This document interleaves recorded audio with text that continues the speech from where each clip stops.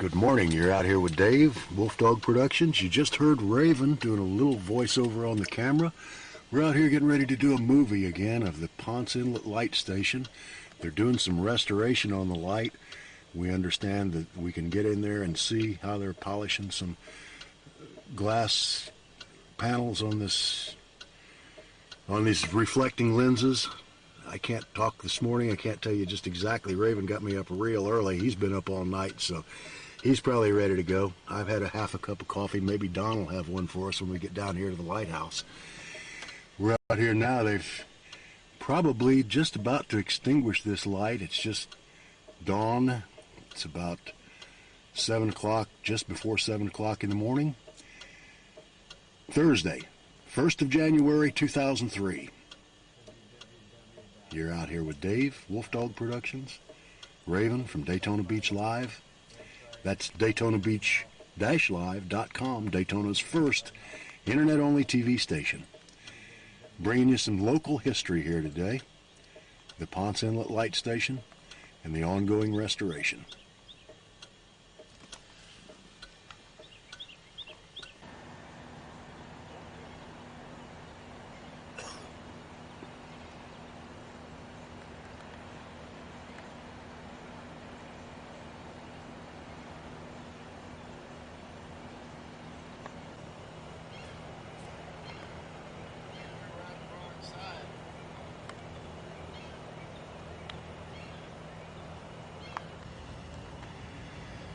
Well, you're out here just outside the fenced area.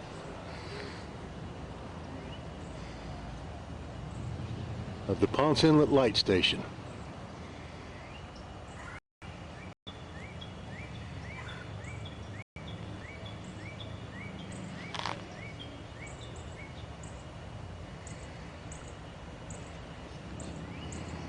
There's the Raven.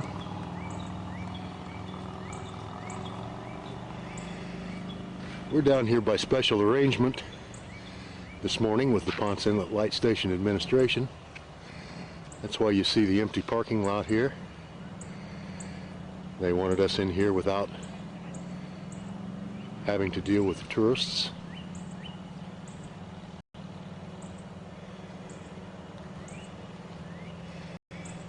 Going to show you a special view of the restoration this morning that's going on down here with this historical monument.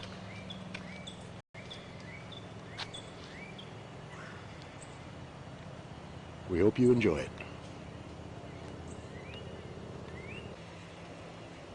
There's the Volusia Echo sign, preserving our quality of life. County of Volusia, Ponce Inlet Lighthouse Preservation Association.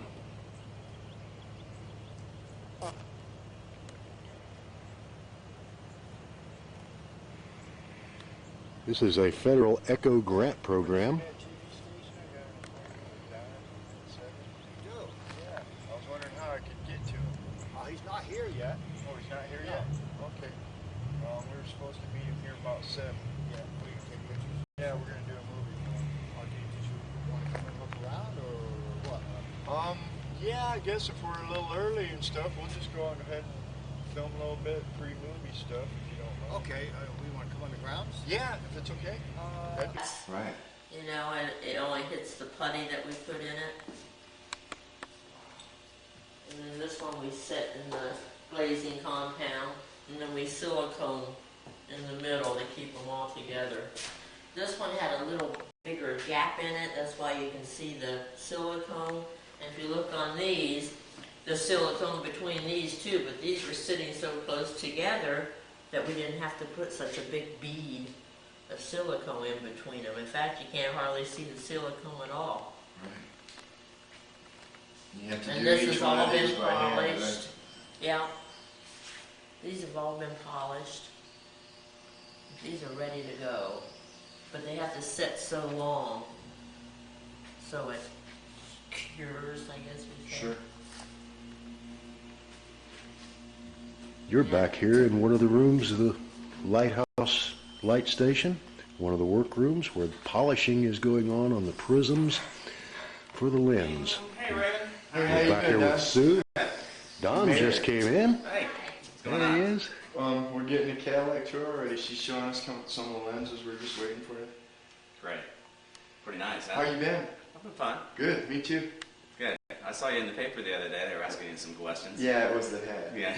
Did you see that? Uh-uh. They asked him something like, does he swim at the beach? Was that it? Yeah, and I said something about it being a big cesspool. Yeah, right. You know, I didn't know she was going to put me in the paper when she asked me that. She snuck that in on me. It was just one of those, you know, oh, yeah, next thing I know, Right. everybody's telling me, hey, you know. They'll ask you a couple hundred questions, Right. and then put that one in. Right. And so, Well, that's kind of why we're here. You guys are doing the restoration on these lenses, and I seen a story, and you know, there could have been a little bit more video there. So we're going to show the whole story this time, I think. And I think what you guys are doing here to restore this is absolutely fabulous. And I can't wait till we... when we say we, there's the we. You mean Sue's the main? Sue is the main person. The main She's restoration actually specialist. done most of the work. You know, she's got other people she works with, but Yeah. she's been doing it all. As soon as Dick gets in here, you can probably photo us setting a prison in. Right. Sure. That would Yes. be really A nice. good example of Sue's Yeah. contributions, though, is the fact that we have this upper catadioptric here, which is a lens type, and we've got this little tiny seam of silicone that we put between the glasses. So everybody was over here doing a seam, and it took one person like 30 minutes to do one, and then some other person put it in here and it was all glopped around and everything. And then Sue, who has a lot of experience with boating and working with caulk and varnish and stuff like that, I got the job of... came in and knocked the seam out in about 10 seconds. And it was perfect and didn't require any further tooling or anything, so everyone just said, we'll let her do it. So she finished it off. Okay. She seems to be very good at it. Yes, she is. So this, what we're looking at, is actually one of the panels. Yes. Okay. There are 3 panels that make the lens up. I don't know if you've seen the Cape Canaveral lens over there. Yeah. You photographed that. Not yet. We're going to go and film it again, but we've seen it before. Mhm. Well, it's made up of 3 panels hung onto an iron frame, and you'll see the frame over there in the building. Okay. This is the center panel. It's called a dioptric panel, and this is a lower catadioptric panel. And then downstairs are the upper catadioptrics. They're kind of shaped like triangles, and they lean in like the top of a beehive. Okay. The actual lantern, the light in the lens would be right in the center of this piece. You can see how that's the center, and everything radiates outward from it. So this panel sits on top of this one, and then the ones downstairs you'll see sit on top of them. Okay. And then the overall structure is a little over 10 feet tall. Now, which order light is this, Don? This is a first order. This is the first order light. Yeah, so this they is, came in 6 different sizes. This is the original Lens. lens that was here, and it was Yes. the one that was found up north, Right, in Mystic Seaport Museum. Mystic They've Seaport. been warehoused there for Let's a see. while. This was removed from here in 1933. Wow. Do you know why they removed it? Yeah, they electrified our facility in 1933, and when they did that, they were changing fixed lights, which this is fixed. In other words, this is on all the time. It looks like a street light Okay. when you're offshore. And they were replacing the fixed lights with lights that had what are called characteristics, which means they blink in a certain pattern. Occulting or whatever. Yeah, and the characteristics are different from one light to another, so when you see a certain blinking pattern, you know where you are. Right. And when they electrified, there were other electric lights along the coast because other people had electricity in their homes. So instead of just being the only light that you would see offshore, there were a number of lights because the coast was electrified. Right. So they moved away from fixed lights to lights with characteristics. Okay, and then actually when they put in an electric light, they probably required a smaller lens, and that's why they went to a third order then, okay. That's exactly right. The intensity of the electric light bulb allowed them to just use a third order lens to do the same job. And a third order lens is smaller, lighter, requires less maintenance. Right, and this one at that time got removed, and then it kind of got lost for a little while. That's exactly right. You know, the Coast Guard is not in the business of being an antiquities warehouse. Right. It's in the business of search and rescue and the lighting up of the coast with lighthouses and markers. It's called aids to navigation. Right. That's their business. They aren't in the business of warehousing old artifacts or interpreting them or doing anything like that. That's not their job. Well, it's kind of lucky that you guys found this one then. Yes, it is. And Very I'm lucky. glad that you get to restore it. Yeah, you know, there's no other object that has as much historical significance to this facility than this one. Because this is, lighting this light was the reason that they built the light station. Right. It's the reason that everybody that lived and worked here. Sure. Now Keeping this lit at night. this first order lens came from France. Yes. Back in what year? It was built in around 1860, and it was warehoused for 20 years, and was installed here in 1887. Wow. Now, what was the original cost of building the light? Do you recall?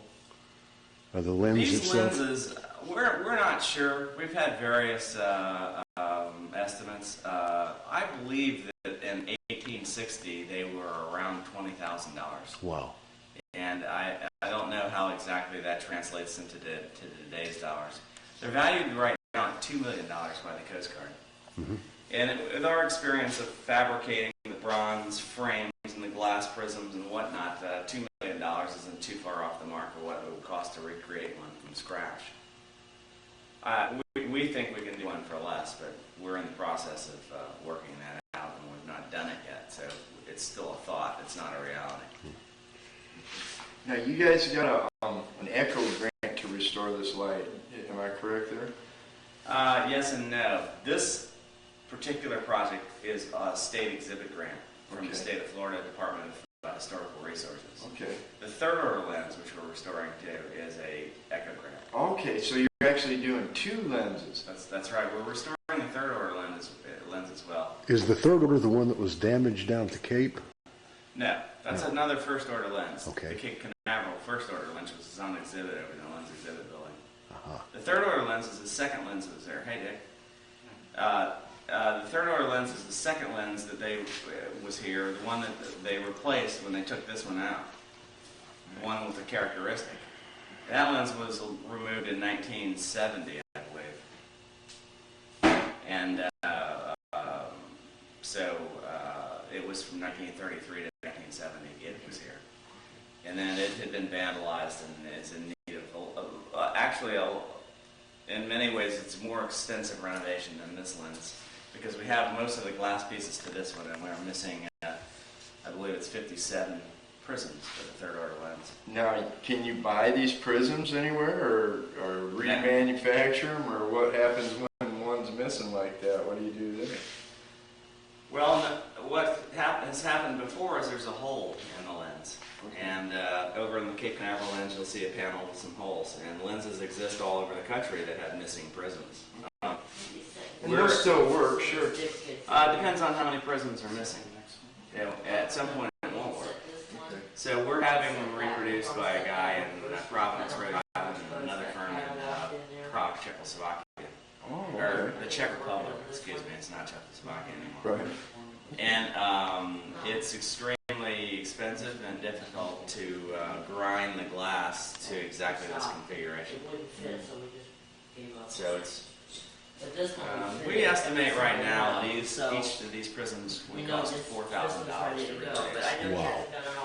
So there's 9 here, and then there's 8 here. 1, 2, 3, 4, 5, 6, 7. There's 8 here, and 1 here. This belt prism, too, with our lens would probably cost $15,000 to reproduce. Wow. So you have 8 of them here at $4,000.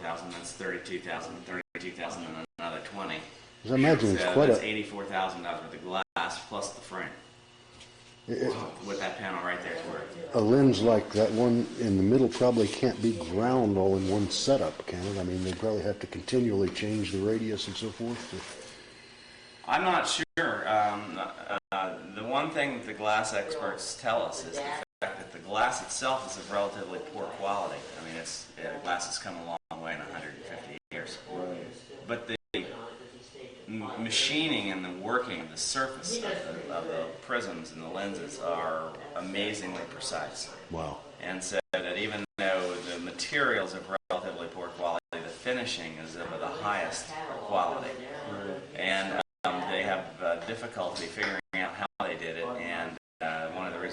expensive to reproduce is that they really don't have a process that isn't tremendously labor intensive. That's To interesting. do it. I mean, you just don't whip one of these out. On this Additionally, the machining and construction of these bronze frames is amazingly precise too. We've got a guy that's doing a set of doors for us for the third order lens, and he's an artisan. He's an actual metal sculptor, and he's amazed at the accuracy and skill that it took to create these things. The joints are perfect. You can't fit anything between them. Wow. Each one of these scallop pieces right here follows a contour of these lenses. Is completely different. This is different from that or that or that or the other ones over there. They were the profile of these lens pieces is different each panel. So it was amazing what they did. Really It amazing. is. And now they put all this together over in Paris and shipped it over here. Am I correct there? Right. You see these numbers here? I don't have my glasses on. This is a 3-4, I believe. Yeah. This is panel 340. You see these little numbers? Yeah. You see up here, there's another number. There's numbers all over the lens. It's the reason there's numbers is it all fits together like a giant jigsaw puzzle, and the numbers match up. You have 8 panels around the thing, and then all the corners are marked. Okay. So it was assembled in France and focused. These prisms all have to be tilted in just the right way to focus. Uh-huh. Do you see my hand in the glass? Sure do. See, now this is what this lens does is it takes the light from where my hand would be and it sends it straight out. So it bends the light. The light comes down here, hits this, is bent, and then bounces off the bottom flat surface, and then it is bent again when it leaves here, and it leaves in a straight line. Wow. So that's what that does. And that's how they focused it. They put a ball right here in the center that would have been in exactly the center of the focus. Uh-huh. And they would go around and make sure that you could see the ball in every prism equally, and that would be exactly focused. This is that kind of stuff, Don. Yeah, it really is. Well, We one had- reason I wanted to come here is because I seen that thing in the paper. Yeah. I clean the Nissan dealership out there at the auto mall every night. Mm-hmm. I'm the midnight janitor. And I'm out there, you know, and I need a break about halfway. Yeah, and you flip the page over. But our first movie, you seen that like gives you a little bit more. I mean, the story was great, you know, but video You have a is solution so in there? much more. Yeah. Light I'll going get it. around with Yeah. the lens Yeah. and your lens moving, that looks fabulous, doesn't it? Yeah, it does. This is going to look great too, and you can elaborate on it, tell about the lenses, the prisms, everything. I know nothing about that, but we want the guy in Germany to see that. Prevent that from happening, but you know, accidents happen. Sure. I've seen lenses in place that have never been removed from their towers that are damaged. So vandalism can occur too, but it's just damage where the glass is extremely brittle. It's way more brittle, say, than your average glass that's in a window, like your car, of course.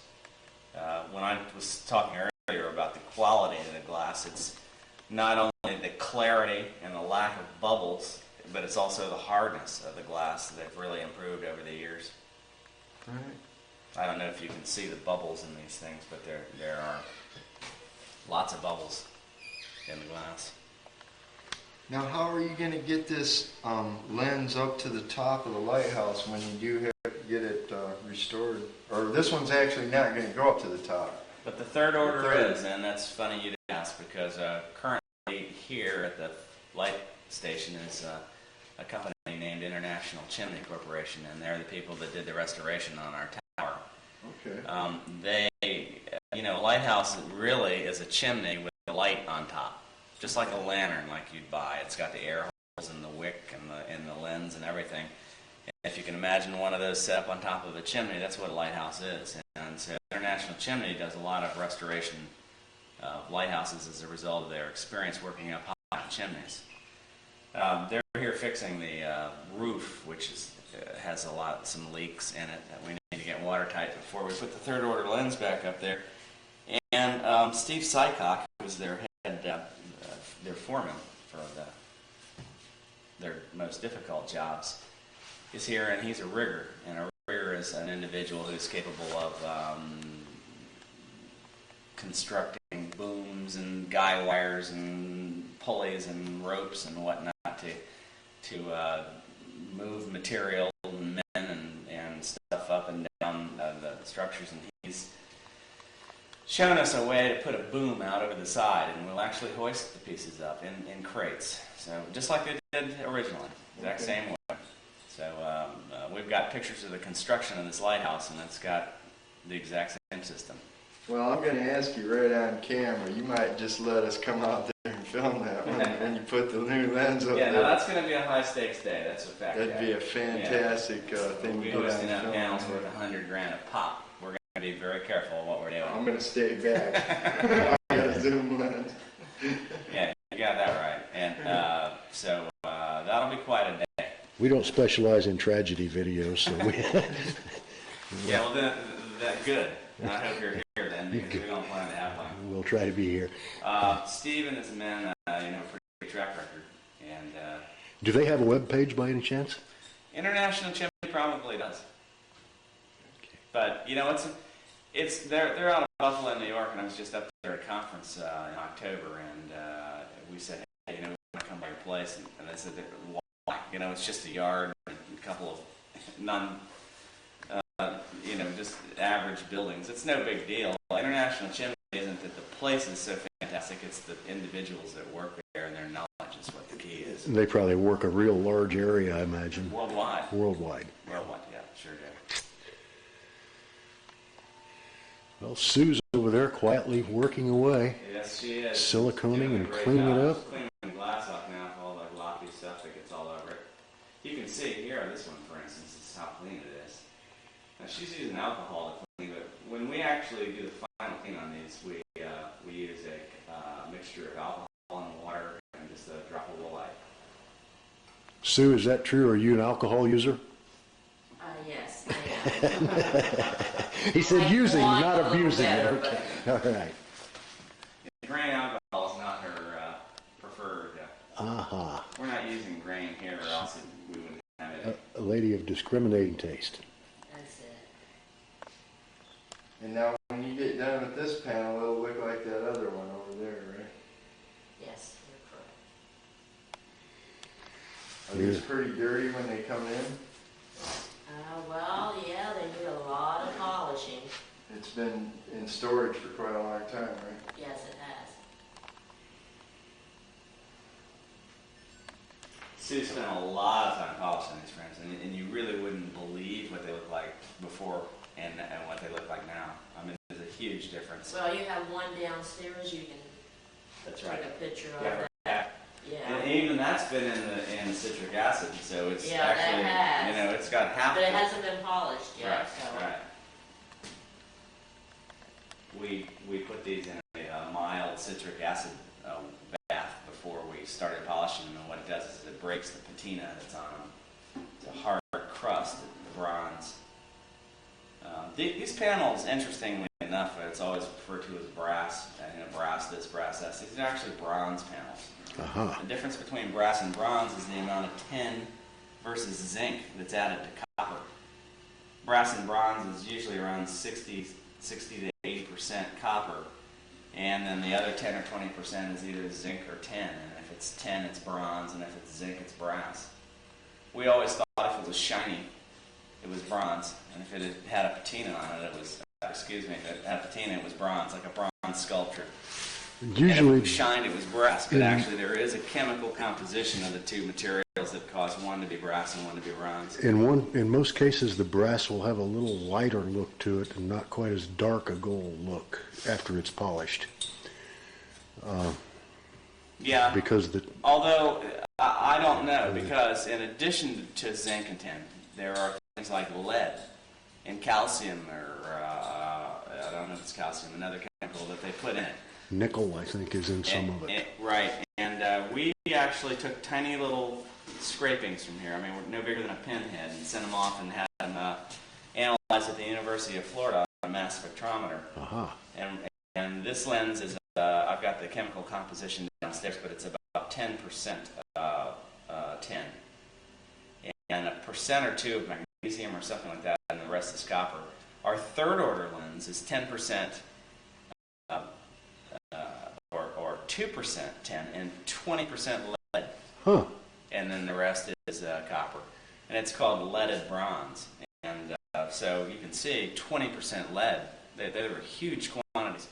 There's an amount of various tin, zinc, lead that copper will accept before it won't accept anymore in the mix. Mm-hmm. You know, and bond together into a metal or a metal that has a crystalline structure that it's got to have the right number of electrons and protons to join up with the other molecule it's trying to link with. Probably so.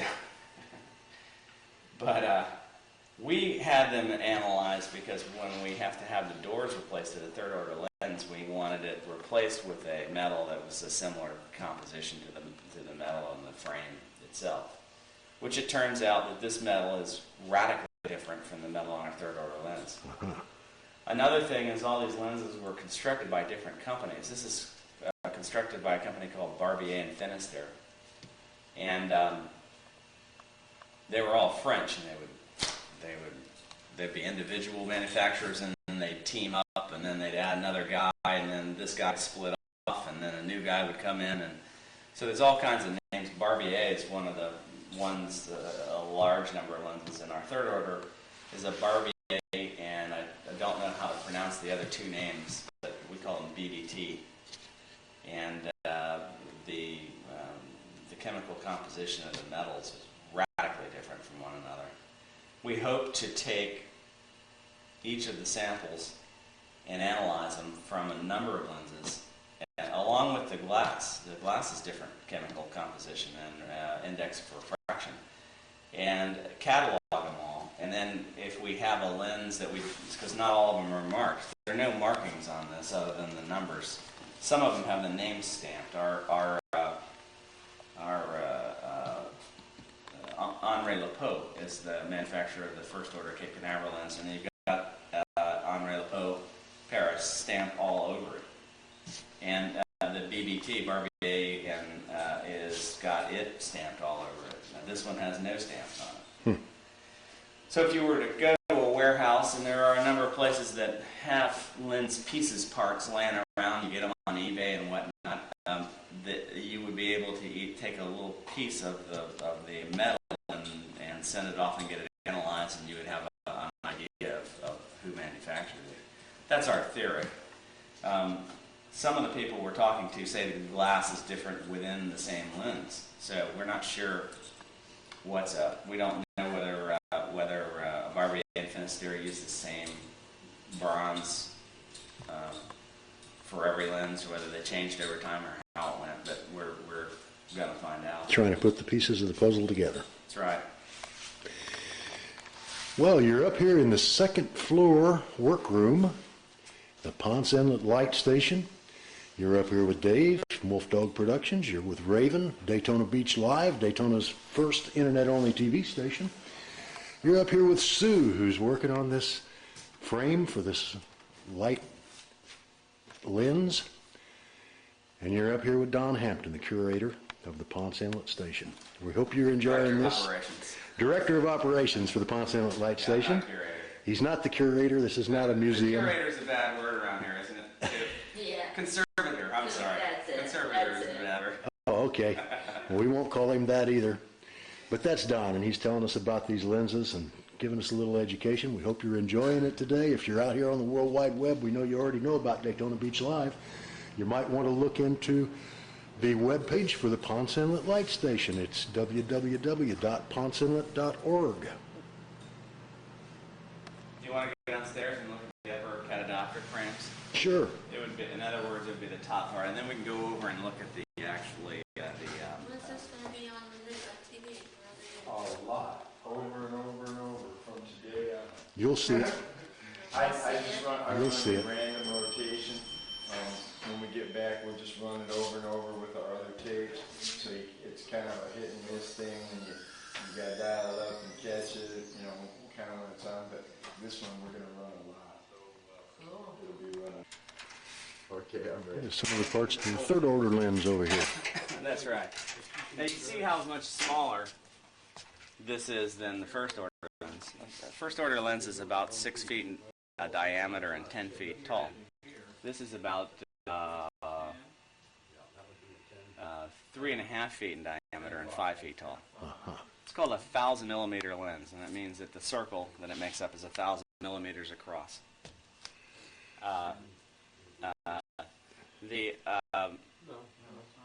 The other one over there, the first order lens, is actually 950.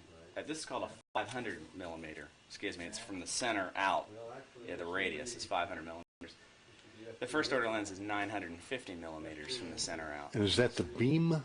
No, it's the focal length between the light source in the center and the edge to its closest part of the drum of the lens.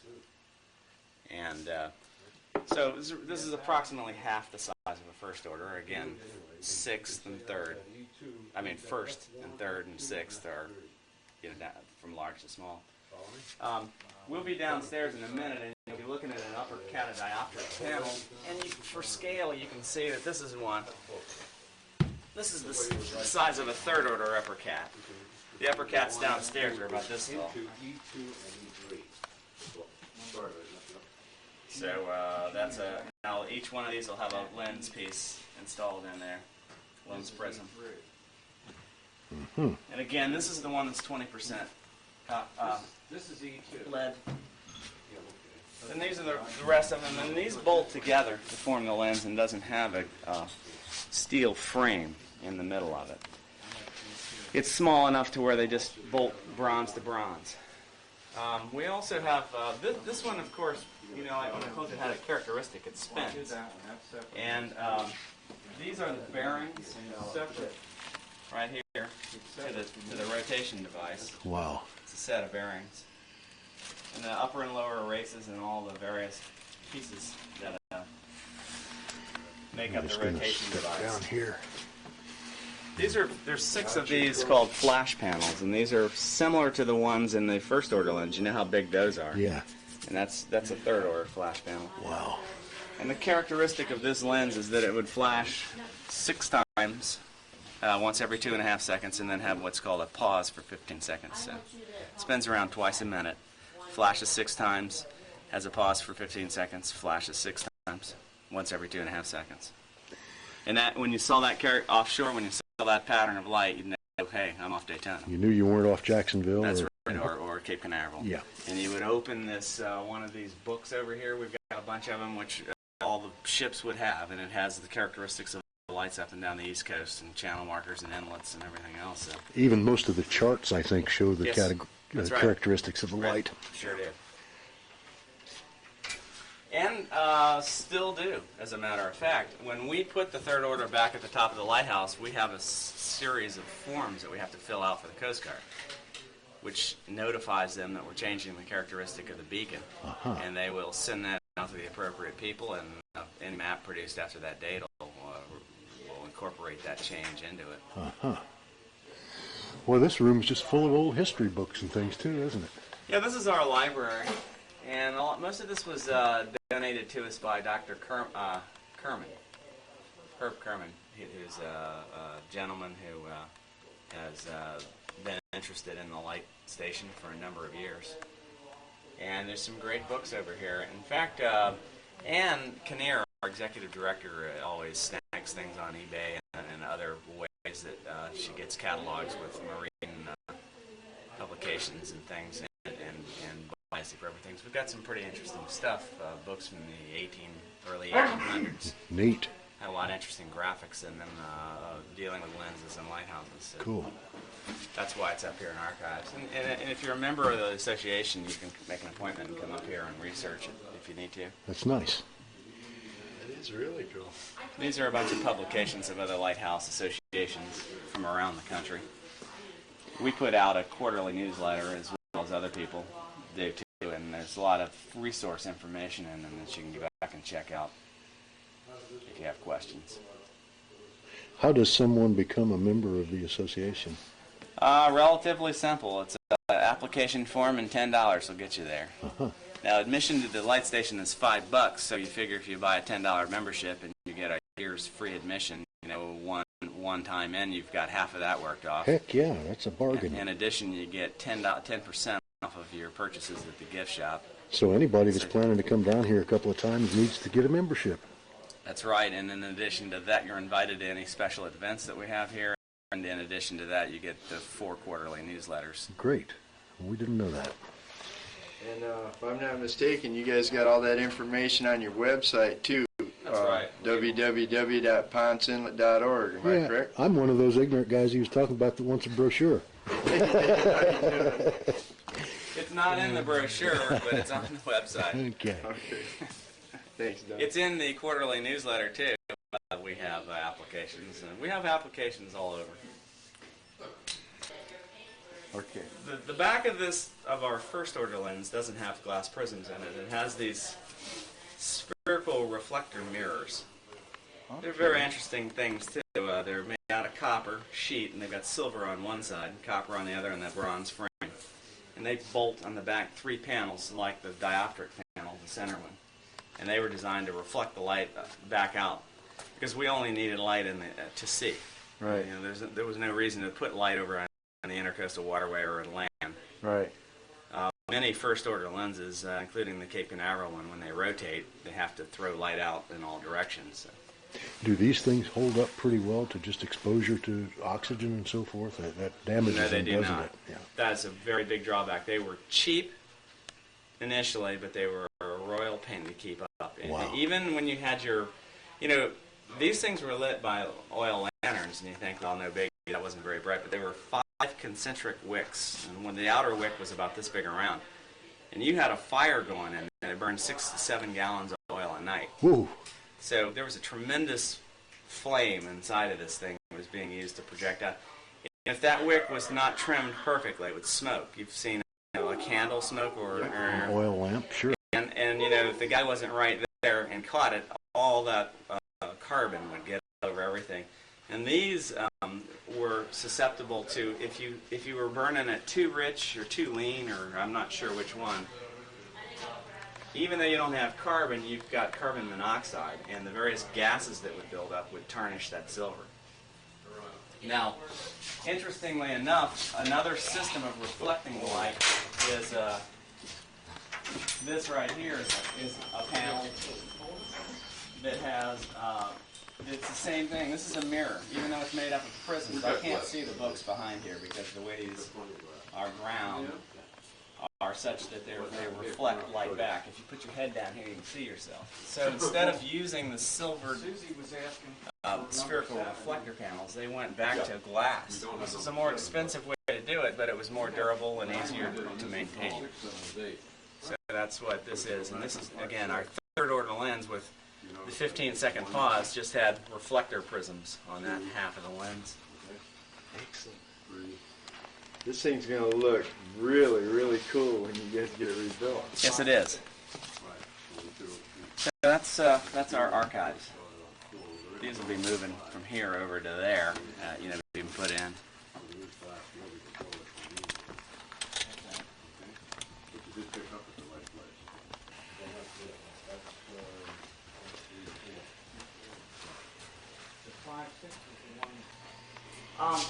This is the upper catadioptric frames.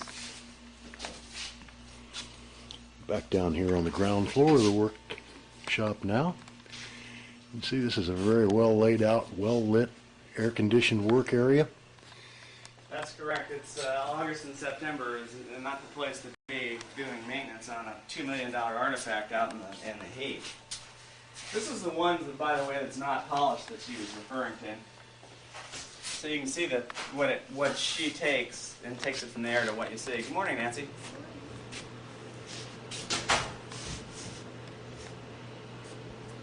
Some of these frames are polished. Those two you're looking at are not. These are. This is an intermediate support. These things move and bow. So these intermediate supports hold that together. They were missing.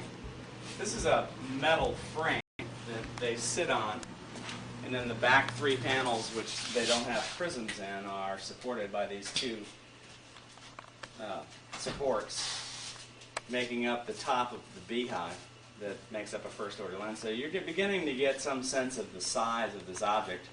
Those panels downstairs are all busted apart, and you don't see exactly how they fit together, but immediately under this ring is that center panel with that barrel lens, and then below that is the lower catadioptric, so you can see that it's up 10 feet. In fact, where this is about this high it begins. And when we go over to the lens exhibit room, you'll see the frame built, and you'll see the vertical supports that these holes here go to that sits in.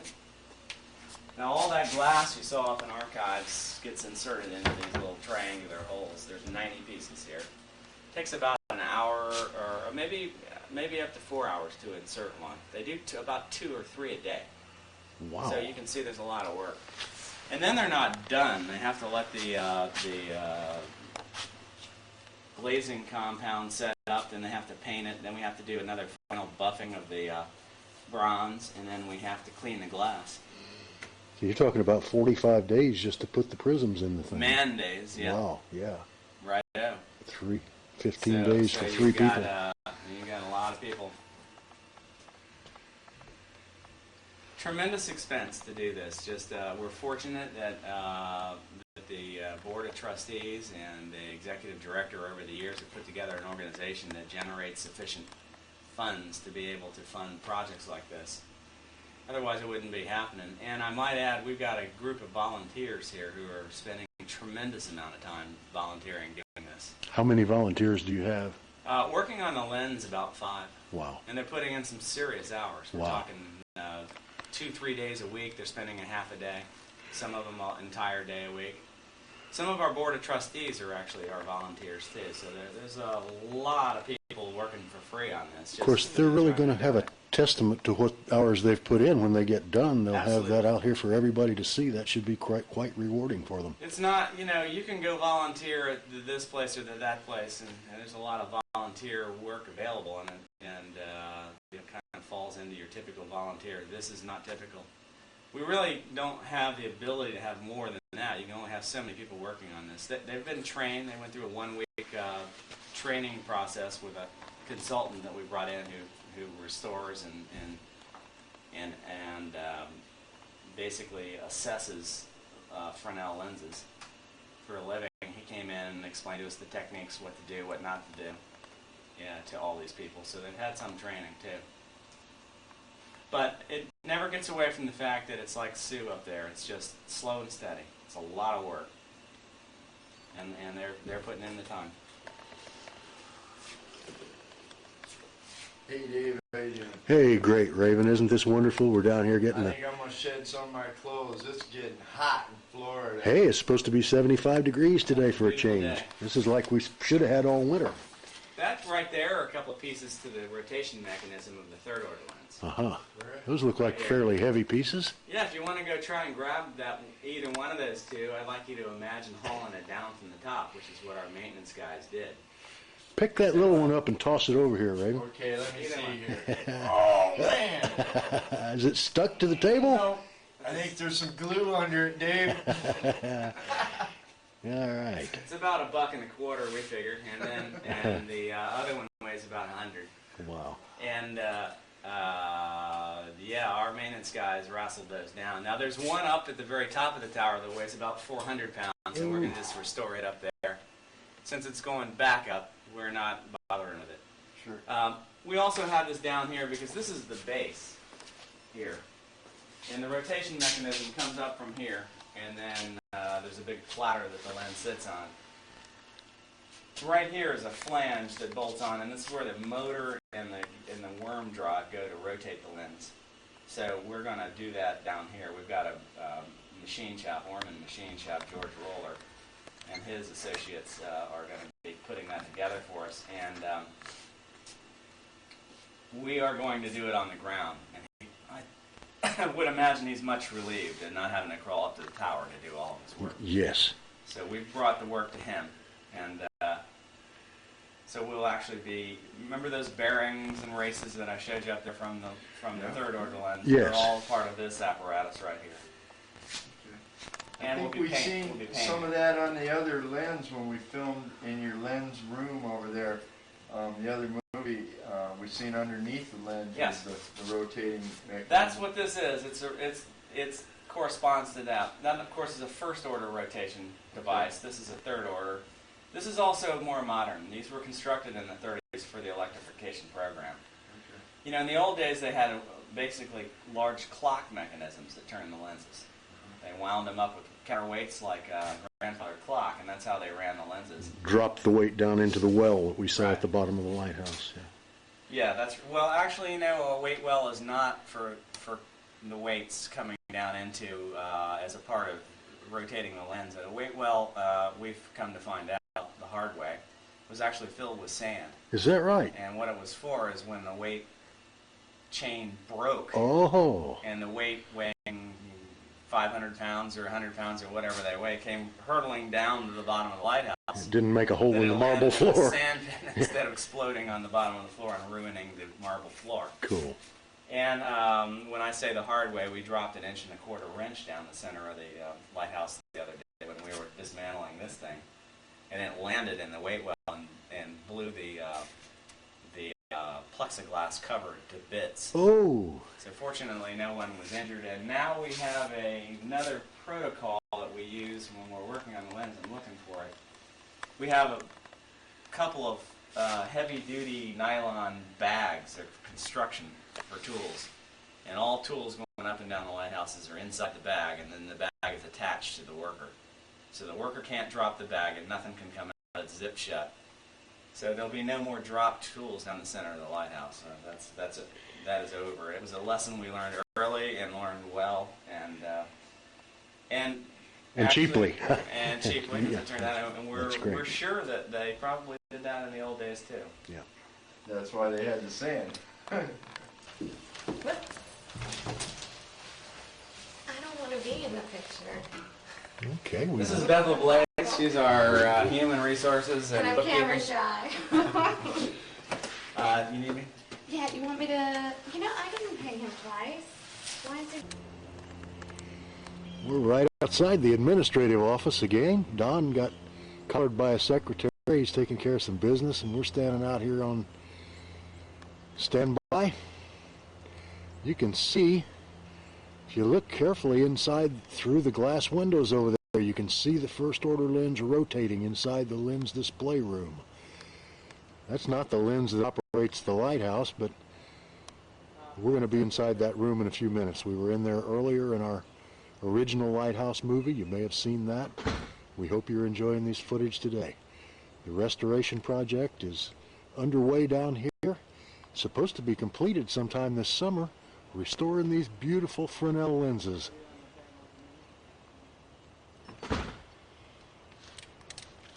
I'm Dave with Wolf Dog Productions. I'm out here today with Raven, Daytona Beach Live, Daytona's first internet-only TV station.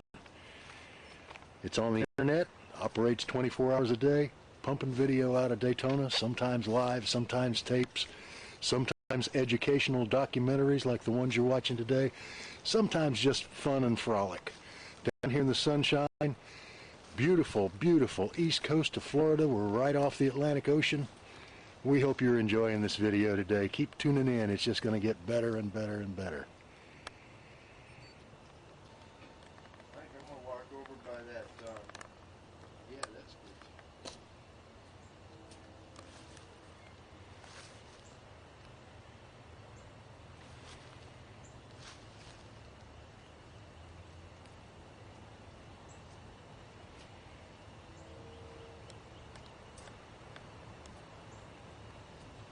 We're standing out here at the Ponce Inlet Lighthouse Station, looking at the Lighthouse Administration Building. We're www.daytonabeach-live.com. My name's the Raven. I'm right here with Dave on the beach. There he is. Hey Dave, how you doing? Hey, Raven. We're taking you on a little tour of the restoration project of the lenses that they're doing at the Ponce Inlet Light Station.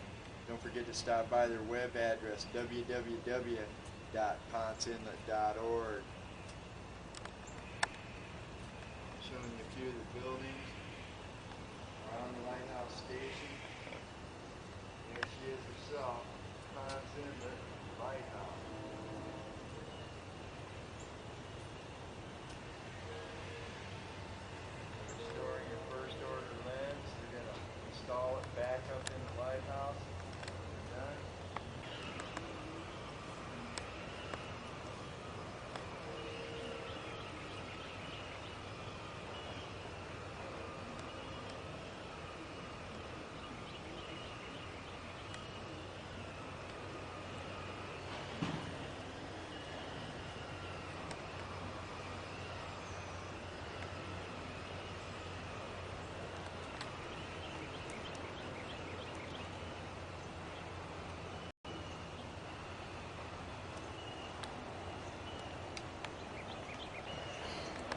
It's Thursday morning. It's right at the end of January 2003, January 30th. It's a gorgeous, gorgeous, beautiful day in the Daytona Beach area. Volusia County is supposed to reach 75 degrees. It's been a cold winter here. We've had weather about 10 degrees below normal nearly all winter. Not very many days reaching 70. Usually the coldest month here in February looks like it's going to be one of the nicest. We're expected to have temperatures in the 70s all week. If you're not done here, it's not my fault.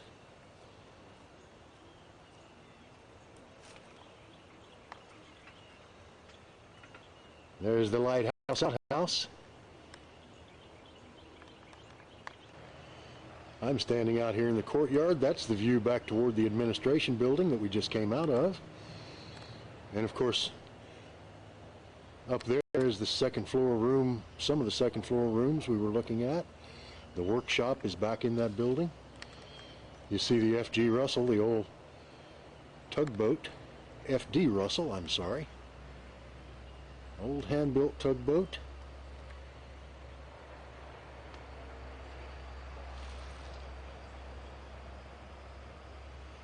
And some of these buildings that were originally part of the small community that existed around this light station and existed primarily here for the purpose of keeping the lantern lit in the original light.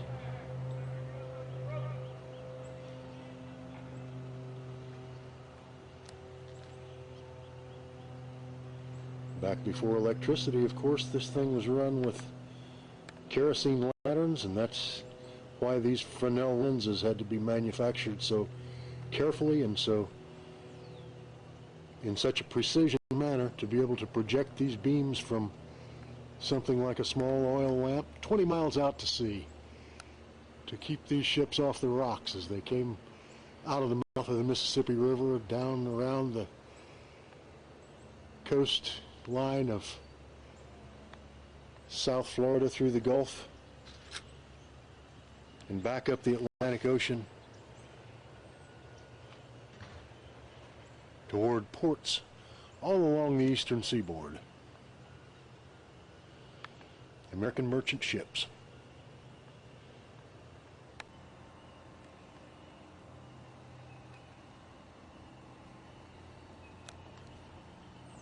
Ready?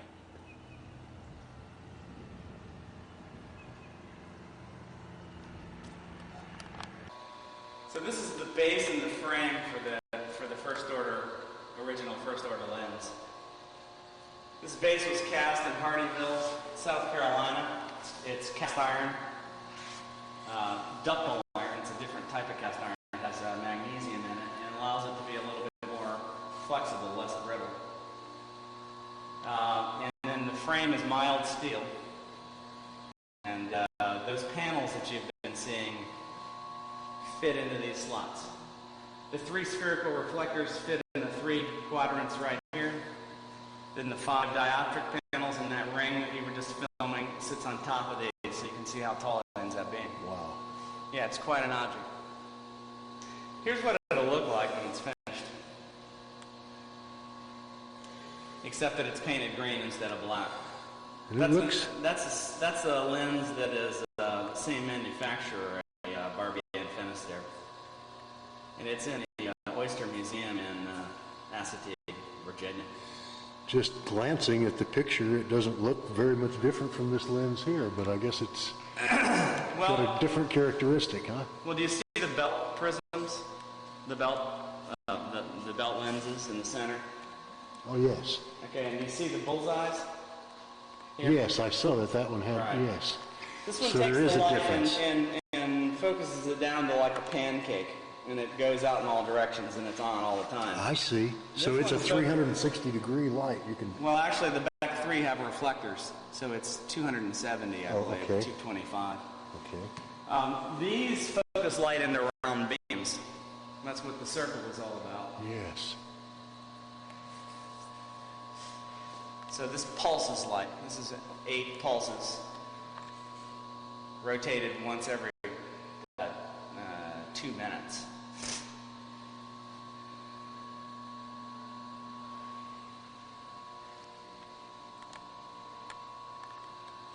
So I believe that's a flash every 15 seconds or so.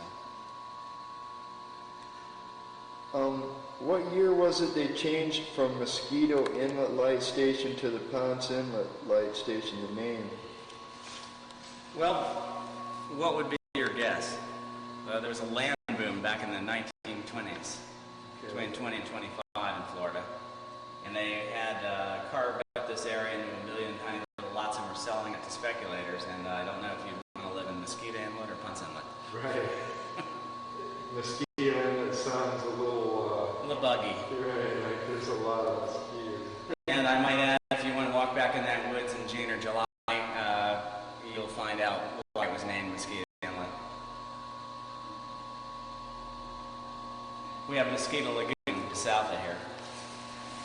That's a big popular spot with all the redfish fishermen that like to fish shallow water. That's right. And it's also lives up to its name in July and August and September. Uh-huh.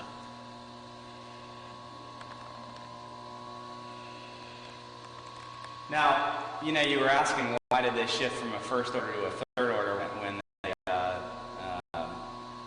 wanted to change it from fixed light to a light with a characteristic. Do you remember that little set of ball bearings that I showed you? They're not really little. I mean, they're 1.25" ball bearings. They're fairly large, but this is the bearing system for a first order lens. You can see how much larger that is because you have all this weight to have to spin around. The third order lens being much smaller, probably a quarter to a tenth the weight of this object or artifact. So it requires a far smaller bearing apparatus. So if you were the guy having to crawl up there and maintain it, would you rather maintain this or that little tiny pancake of ball bearings? The little one. Wasn't there a third order lens sitting in this room when we were Yes, here? it was. Third order lens used to sit right here. I see. Yeah, that one's in our other room. The third order. Now, where did that one go? You saw it. It was in there being restored. Oh, that's the one you're restoring. No, it was sitting on those shelves. Okay, dismantled. Right. Okay. That was a nice looking one, too. Yeah, but it was missing a large number of its prisms. Still is.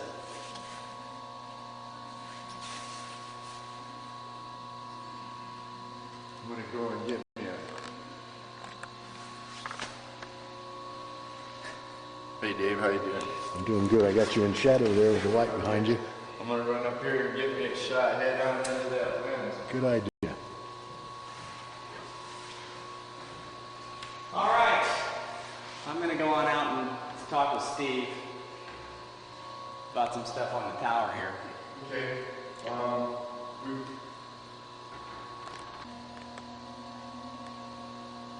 We're standing here in the lens display building, the Ponce Inlet Lighthouse Station. You're looking at first order Fresnel lens. Rotate it. Just got the tab back there for that. Show us how to restore the other lenses.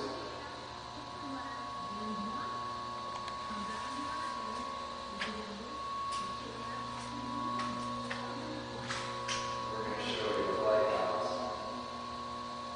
First order Fresnel lens. Right in the eyeball, you can see. This is a portrait of the fellow who had the idea to bend these streams of light and project this light out to sea to protect these ships. Auguste Fresnel, a Frenchman born in 1788. There's a little exhibit showing one small lens prism.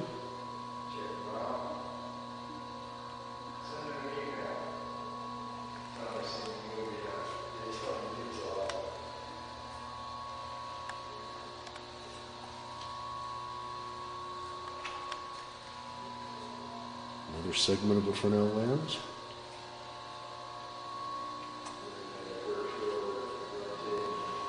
Diagram showing how the Fresnel lens is manufactured.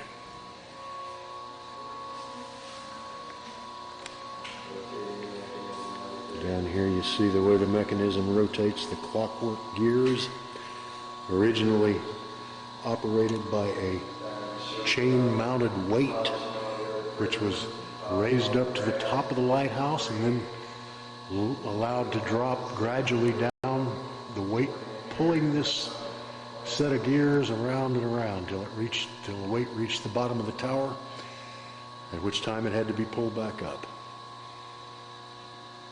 Around 1930, they converted to electric motors to turn these lights.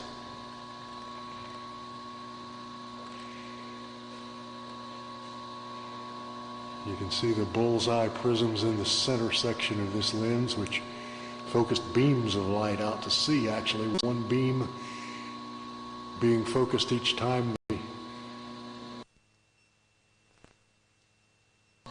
converted this clockwork mechanism to an electric mechanism to turn that giant Fresnel lens. Again, you can see how this lens has the bullseye pattern in the center, each one of those bullseye panels rotating to the front of the lens. There are 8 of them, turning around each minute, producing 8 points of light, the characteristic of this particular lantern.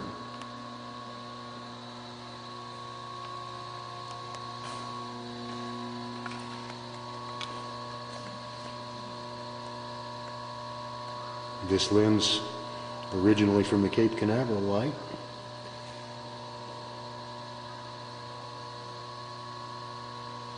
was damaged back several years ago by some of the rocket launching done down there. Brought back up here and restored, put on display.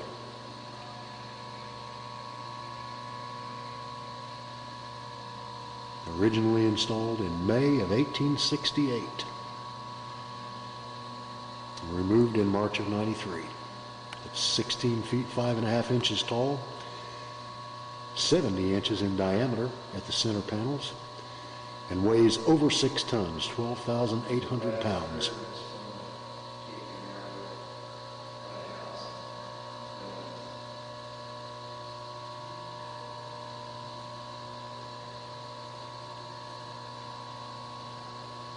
Actually rotates once every 2 minutes after it's been electrified. Originally took 8 minutes to rotate once. 430,000 candle power, visible for 22 nautical miles.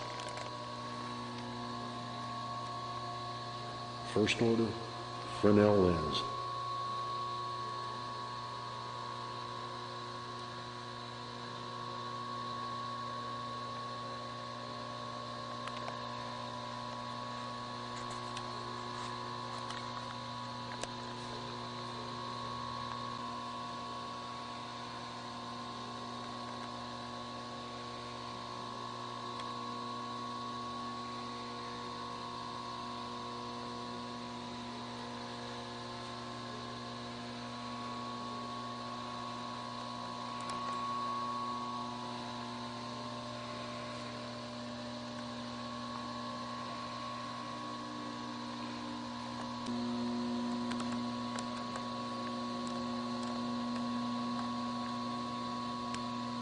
Hey man, we're Daytona Beach Live. www.daytonabeach-live.com. We're Daytona Beach, Florida's first internet-only TV station blasting around the world to over 75 countries and counting up. My name's The Raven. I'm right here with Dave on the Beach from Wolfdog Productions. We are your friendly neighborhood internet TV station. Standing here in the display building of the lighthouse lenses, looking at the Cape Canaveral first order Fresnel lens, rotating on its mechanism. Don't forget to stop by the Lighthouse Station website, www.ponceinlet.org, and check out all the cool stuff they have. And if you're ever in Florida, you gotta come by the Lighthouse Station. Directions are on the webpage. Hey Dave, how you doing over there? Hey, you're even top of the morning, man. It's a beautiful day, and ain't it great to be down here at the Ponce Inlet Light Station? Yeah, it's really cool. It was really cool of Don to show us the restoration of the lenses, huh? Standing down here next to a lens valued at around $2 million, and we got the executive tour. Yeah, that's kind of neat, you know, like, I guess when you own a TV station, you can open a couple of those doors someday. Yeah, that's one of the advantages of being someone who watches Daytona Beach live. You get to see things you don't see from other venues. That's right, Dave. You know, we like to show everybody from around the world what kind of cool things we got around Daytona Beach, just in case they ever want to come over here for a vacation. A lot of people wouldn't have any way to know if they didn't see it on Daytona Beach live. That's a fact. Around 280 BC, there was a lighthouse created in Alexandria, Egypt. It looked like it smoked like a chimney. Let's see, 280 BC, Pharaohs. First historically documented lighthouse used a huge fire in its open lantern to help guide mariners into the port of Alexandria, Egypt. That thing is radical. It's a far cry from the electric ones we got nowadays, huh, Dave? Sure is, Raven. It's interesting. You can see these placards defining some of the ancient lighthouses on a wall that's actually illuminated by a first order Fresnel lens. You can see the light sweeping across these pictures in the background. That's awesome. This is one of the coolest buildings they have out here at the lighthouse station. The lens exhibit building. They got these pictures up here showing some of the old ways they used to illuminate, ways for the ships and stuff. This lighthouse you're looking at was illuminated by candle power. And of course up at the top had to be some kind of a lens capable of beaming those candles out. And there you see the type of pattern they used for a lens, the focal point in the center and just a simple beam out to sea to warn ships off the rocks. And in the 1870s, they began using oil lamps, burning whale oil.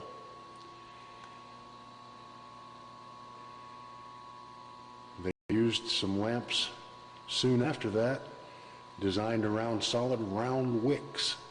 And they were called spider lamps, and they had more light. There's an example of a spider lamp in the drawing.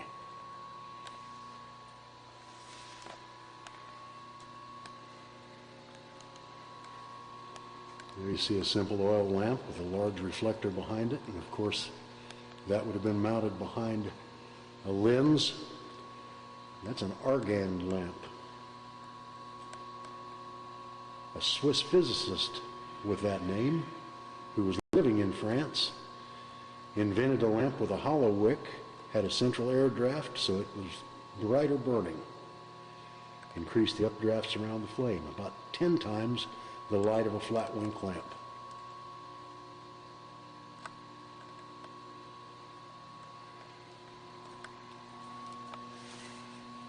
And this one we're looking at here is called a Lewis lamp. In 1810, Winslow Lewis patented an adaptation of the argand lamp for use in lighthouses in the United States. Lewis increased the light by hanging many lamps together on chandeliers. Some of the chandeliers revolved to provide flashing characteristic. By 1820, all 49 U.S. lighthouses were outfitted with Lewis lamps. And there's a picture of the Lewis apparatus right there. And the Lewis apparatus was apparently the immediate predecessor to the Fresnel lens, which in 1822 was invented in France. It revolutionized lighthouse lighting. Now only one lamp was needed in the center of the lens. The Fresnel lens could focus 83% of the lamp's light to the distant horizon.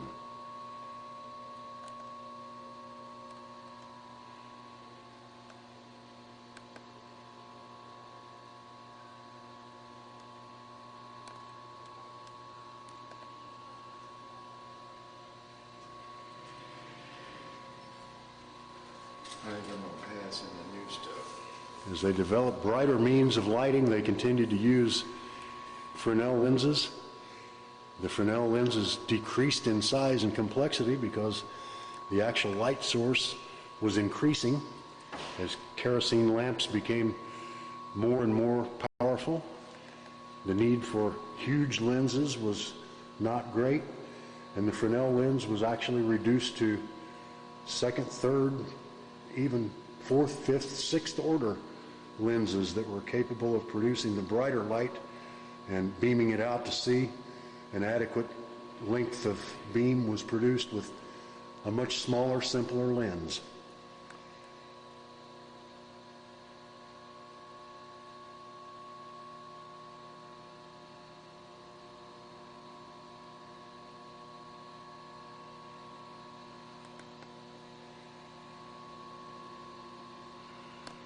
There you see a picture of an incandescent bulb. It's actually an electric arc lamp used in the 1930s. There's an actual photograph of the lamp inside a sealed plexiglass case. Inside a sealed plexiglass case.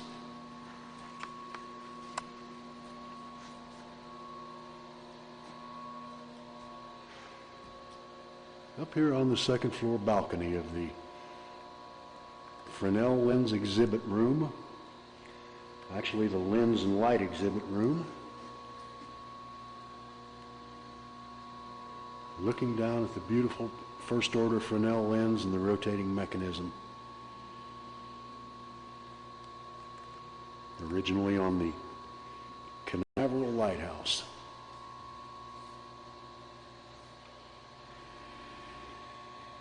If you're out here watching this on the internet today, you're watching partly due to the efforts of a number of people, among them the fine folks out at Pro Hosting in Utah. www.prohosting.com provides international bandwidth to get these live television broadcasts piped out to every corner of the globe, so that if you're in Greece or Turkey or Israel or wherever, you can tune in with your laptop or desktop and watch what's going on around Volusia County, Florida. Thanks, Pro Hosting, for the tech support, for the bandwidth, for all the things you provided to Daytona Beach Live and continue to provide. We don't know any better place to get advice or service for e-commerce, web hosting. Pro Hosting can take care of all your needs. Some other folks that help with these broadcasts are the folks over at Best Inn and Suites. Beautiful, beautiful Beaches Oceanfront Resort, 1299 South Atlantic Avenue in Daytona Beach. They provide the oceanfront studio, workspace for Daytona Beach Live, sometimes even workspace for Wolf Dog Productions. Beautiful fifth floor oceanfront rooms, a suite where business can be done in behalf of the studio.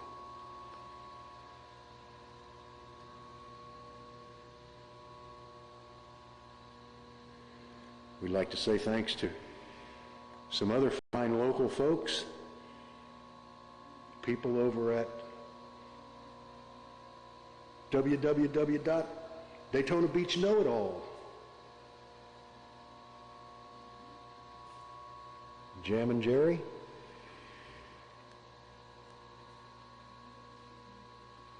Actually has a company that produces web pages. What's the name of Jerry's site, Raven? Promptservice.net. Promptservice.net. They did that brand new web page that you look at for Daytona Beach-live.com. Promptservice.net. Jim and Jerry over there, they built that web page, and they can also build one for you guys too. All you gotta do is click on the link on our page, baby. Promptservice.net. There they are. Jim and Jerry boys fix you right up with a website, baby. One like Daytona Beach Live, baby. How you doing today, Dave? Doing great. So there you go. Some of these folks involved in bringing you these pictures. We hope you appreciate them. You can contact all these folks on the internet. You can contact Ponce Inlet Light Station on the internet, www.ponceinlet.org. You can contact Daytona Beach Live. You can contact Pro Hosting. You can contact Best Inn and Suites. www.beaches Oceanfront, the best place to stay when you're in the Daytona Beach area. If you're someone producing goods and services and you'd like to have your goods or services shown on an international media outlet such as Daytona Beach Live, contact the Raven or contact Dave on the Beach. Raven at DaytonaBeach-Live.com. DOTB, Dave on the Beach at DaytonaBeachLive.com. We'll be glad to put a program together whereby people in all of these foreign ports and even here in this country can tune in on the internet and see what you have to offer. We show them what we have to offer 24 hours a day, 7 days a week. There's the Raven outside, hard at work, taking some pictures of the Ponce Inlet Light.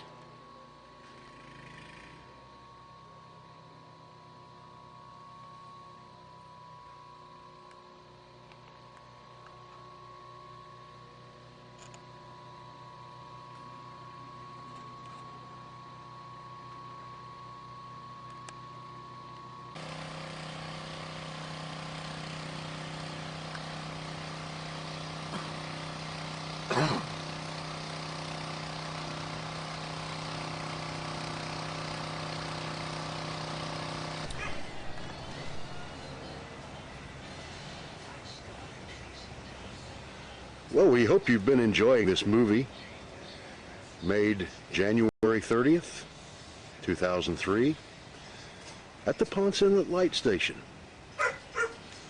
There's a restoration going on there. It's a historic time. Volusia County history is being made, being preserved. The reason you're hearing my voice and taking this little break now is because there was a technical difficulty in some of the tape as it was being edited yesterday. I didn't catch it till today. This is Friday morning. These technical difficulties arise from time to time when you're trying to run internet video with the kind of equipment we have. So while you're taking this little break, we want to say thanks to some of the fine folks that have helped make these video broadcasts possible. First, there's the Raven himself. You got to thank Raven because this is his baby, his dream, his idea. The Raven put this thing together from a bunch of bits and pieces of computer parts and some video knowledge and general intelligence that he gained 3 or 4 years ago. He's been working on it steadily and in a determined fashion since, setting an example for the rest of us working in this fledgling business. We got to say thanks to the fine folks at Pro Hosting out in Utah. They provide tech support, provide the bandwidth, the international bandwidth to get these signals out around the globe to 75 countries and counting. We want to say thanks to the fine folks over at Best Inn and Suites, the Beaches Oceanfront Resort, 1299 South Atlantic Avenue in Daytona Beach. Beaches Oceanfront has provided a studio for the last year for the Raven, for Daytona Beach Live, overlooking the Atlantic Ocean. Beautiful South Atlantic Avenue, A1A, right out on the beach.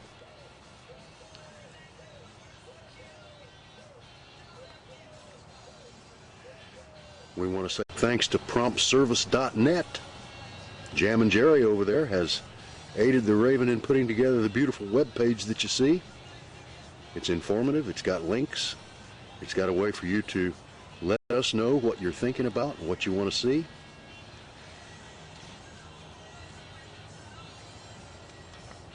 We'll get you back down to Ponce Inlet Light now. We hope you enjoy this video. I'm Raven of Daytona Beach Live for the video you've been watching. As a reminder that you live here in a historic area, or a reminder of your Florida vacation.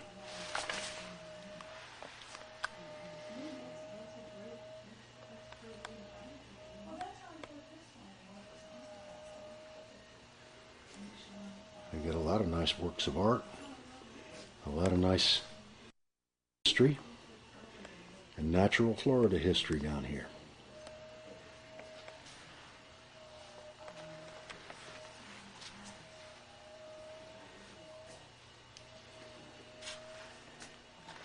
There's Raven, the owner of Daytona Beach Live. Hey Dave, how you doing? I'm doing great. It was really cool of Don to let us come out here and film some of the restoration of the lenses, huh? Don's a real gracious guy, isn't he? Yeah, I like him a lot. He's knowledgeable too. Yep.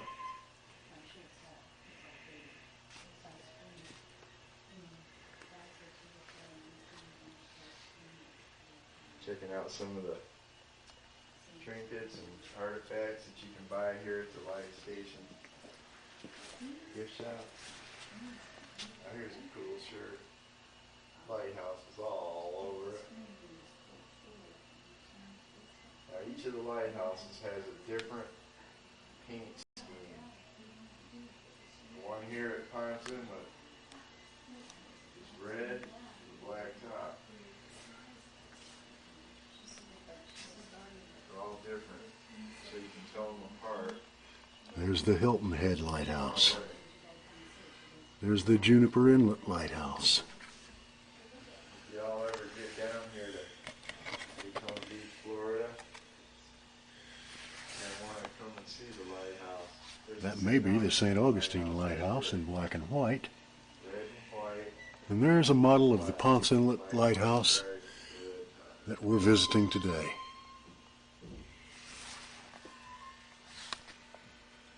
There's the Tybee Island, Georgia Lighthouse. The lighthouse figurine. And there's the Key West Lighthouse for you.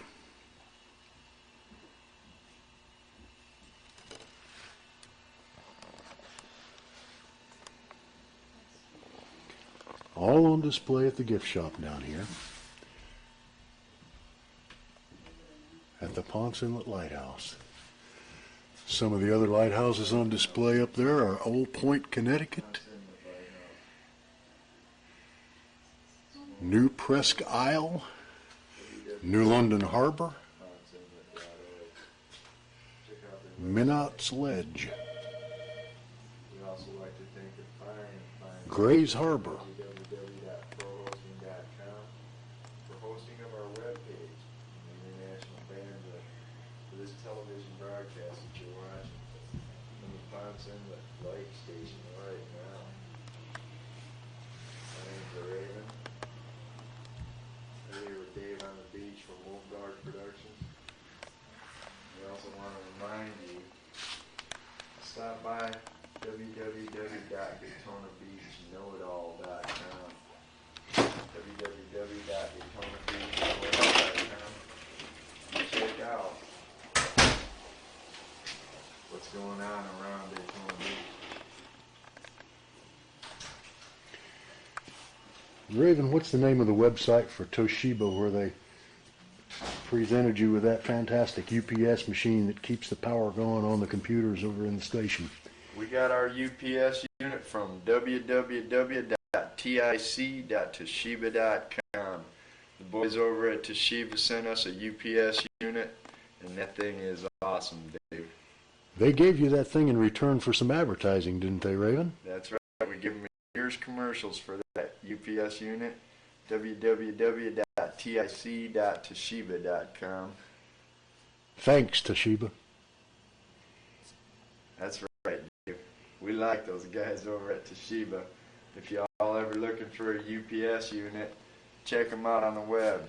tic.toshiba.com. Well, it's very important for an Ethernet TV station to be sure the power is continuous and clean. If you've got surges, that can shut your server down, and if you're not sitting right there watching it, buddy, you're not watching anything from the computer at home. So it's very important to keep that power on and to keep it clean. Yep. We like that clean power, 100% pure sine wave power, Dave, from Toshiba. Inlet Lighthouse Station. These people have graciously let Daytona Beach Alive come in here and film so we can show you all the stuff here at the Light Station gift shop. We got all kinds of stuff over here. You see some tall ships on exhibit on this wall. Beautifully constructed models showing the sails and the rigging all in detail. Barks and brigantines.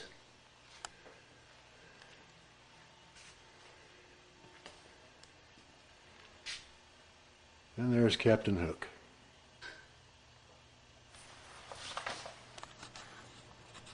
Well, there's our lighthouse again, red with a black top.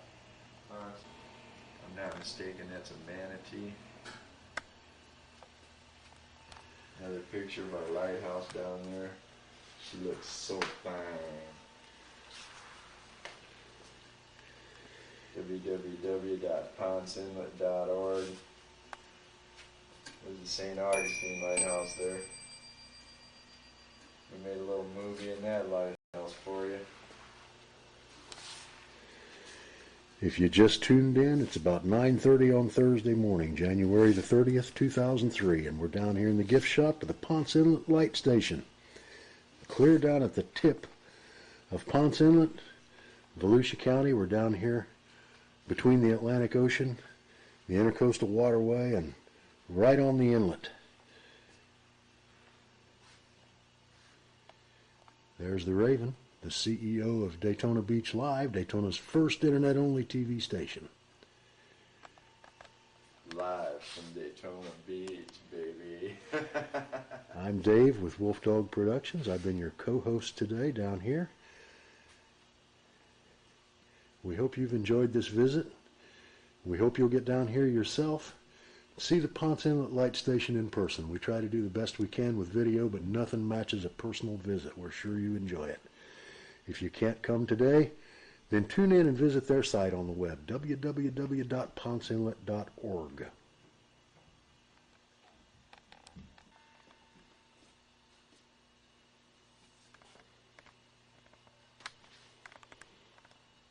That's a bronze statue, approximately a foot, maybe 15 inches tall, highly detailed.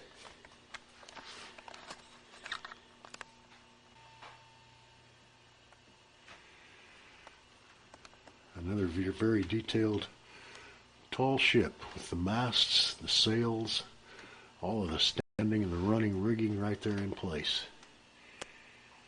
A ship from the 1800s.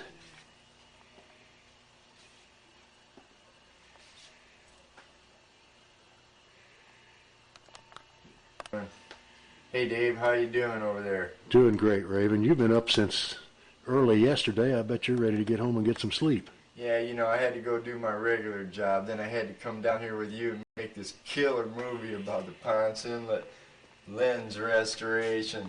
They're going to put that baby back up in the lighthouse, and it's going to look real cool. I know. We're going to have to come down here a couple more times while they're working and get some of the pictures of the ongoing work. Yep, if I'm not mistaken, Don said we could come back and film the lifting of the lens into the lighthouse. You got that right. We're invited. There are not going to be very many people down here because they don't want a lot of distraction. That's going to be a very touchy process, right. Possibly dangerous, and certainly costly if anything went wrong. So we're going to try to document that. Well, I'm glad we got permission to do that. And I'll tell you what, you guys don't forget to stop by the Lighthouse Station website, www.ponceinlet.org. My name's the Raven from DaytonaBeach-Live.com, right here with Dave on the beach from Wolf Dog Productions, and we're standing right in the gift house right now. The gift shop, excuse me. shot of it too. We've got a few visitors starting to come in here this morning. www.ponceinlet.org. Ponce Inlet They get about Lighthouse. 125,000 visitors a year at this light station, one of the Stop by their web address. most popular light stations in the United States. My name's the Raven. You're watching Daytona Beach Live.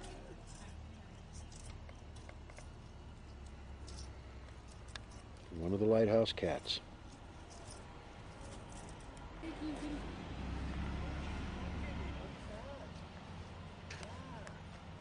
Hey Dave, I think I found me a new friend over here at the Ponce Inlet Lighthouse station. I know you friends with all the animals. Well, I like the animals. I always do. I know some cats out on the other side of town wouldn't want to see you go anywhere. No, I feed them every night. I hope your boss at the car dealership is not watching this video. Me too.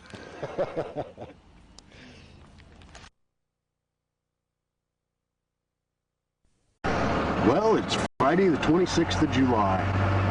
It's almost 6 o'clock in the morning. You're out here with Dave with Wolf Dog Productions.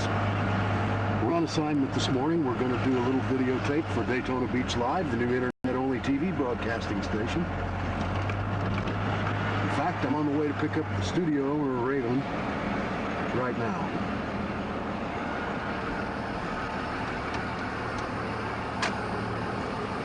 Looks like some guys standing outside on the street corner here.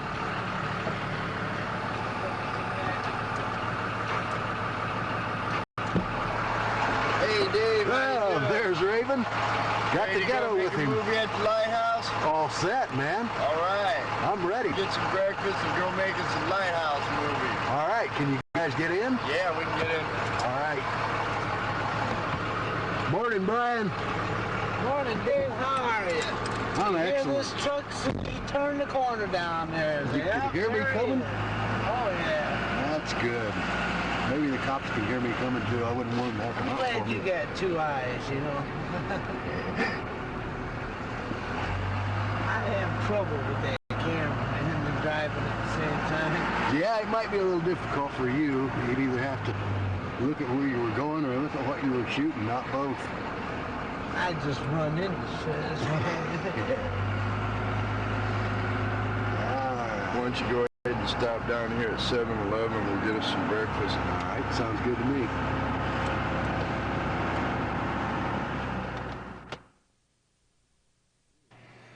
What does it say? You're in here this morning in Don Hampton's office. Don is the Director of Operations down here at the Lighthouse on Ponce Inlet. We're inside a building adjacent to the lighthouse out here. Actually, you may be able to see from this map.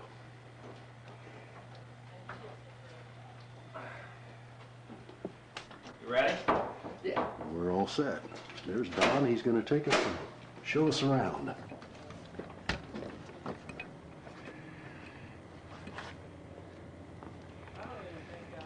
What about this boat? Is there a chance we could walk through this thing too? Hey, Ed. Hey, is,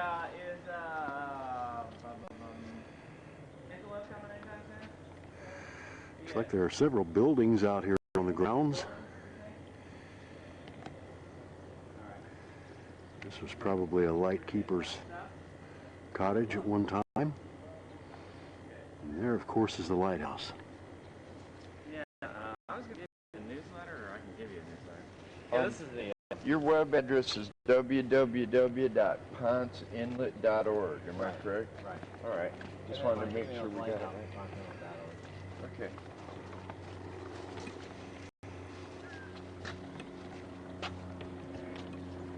I'll take in on what's... Don, just go ahead and walk and talk. We're just going to start following you, all right?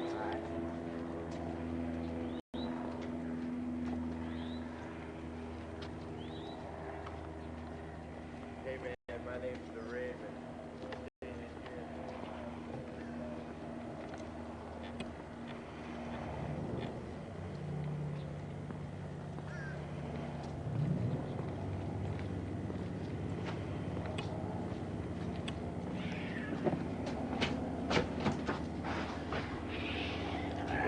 shop in a minute.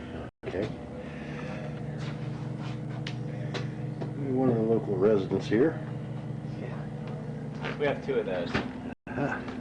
Hi. Hey, Angelo. How you doing, Don? Fine, thanks. Good morning.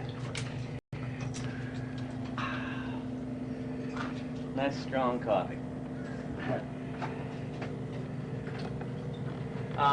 We're going to walk around through some of these buildings there. Can you unlock them? Sure. Do you mind doing that? I appreciate that.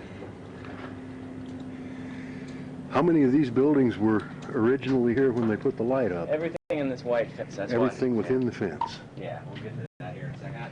What I'm going to do is just take you through what a normal person would Sure, do, let's right? start at one point and kind of end up Right. back here again or something. Right. And you can go ahead and walk, you know, a little fast and stuff. You don't have to go real slow or nothing. But that way it won't, you know, tax all of us too much. Yeah, right. Well, I thought we But yeah, I was thinking kind of like that way at Circle too. We did that over at Puppy Playground and it worked out. This is where I'm going to start, right here. We Alright. go, Okay. and then occasionally I'll just hand the camera to him, and then I'll just walk with you, and don't mind me, I'm a Budinsky, okay? No, don't worry But about that's my job. it. Okay, that's fine. Hey Dave, how you doing? Good, Raven, good. Making a little movie here over at Ponce Inlet Lighthouse. We're here with Don, and he's going to take us for a tour of the Ponce Inlet Lighthouse. This thing has been here for a long, long time. My name's the Raven. I'm right here with the Ghetto, and you, Dave on the beach. We're going to take a little tour for you. How's that, Dave? Great, Raven, great. All right. How long has this lighthouse been here, Don? Since 1887 it was completed. 1887. I guess there were probably French and English ships coming through here that needed to be kept off the rocks at that time. This was actually American. It was American at that time, in 87. 1776 is when the revolution was. Aha, that's right, yeah. So this is a coastal lighthouse, part of the federal lighthouse system. It wasn't really for local traffic, it was for ships going up and down the coast of Florida between basically the Mississippi River and New York and Boston. I see. Uh-huh. They had lighthouses about once every 60 miles. So it didn't really have anything to do necessarily with the inlet being That's right, operating at that this time. lighthouse. There have been 2 lighthouses previous to this, shorter lighthouses that were on the other side of the inlet. Aha. And those were for shipping for the plantations from this area that came out of here. I see. But this lighthouse was constructed in about 15, 20 years after the Civil War as part of the federal lighthouse system for coastal lighting. Okay.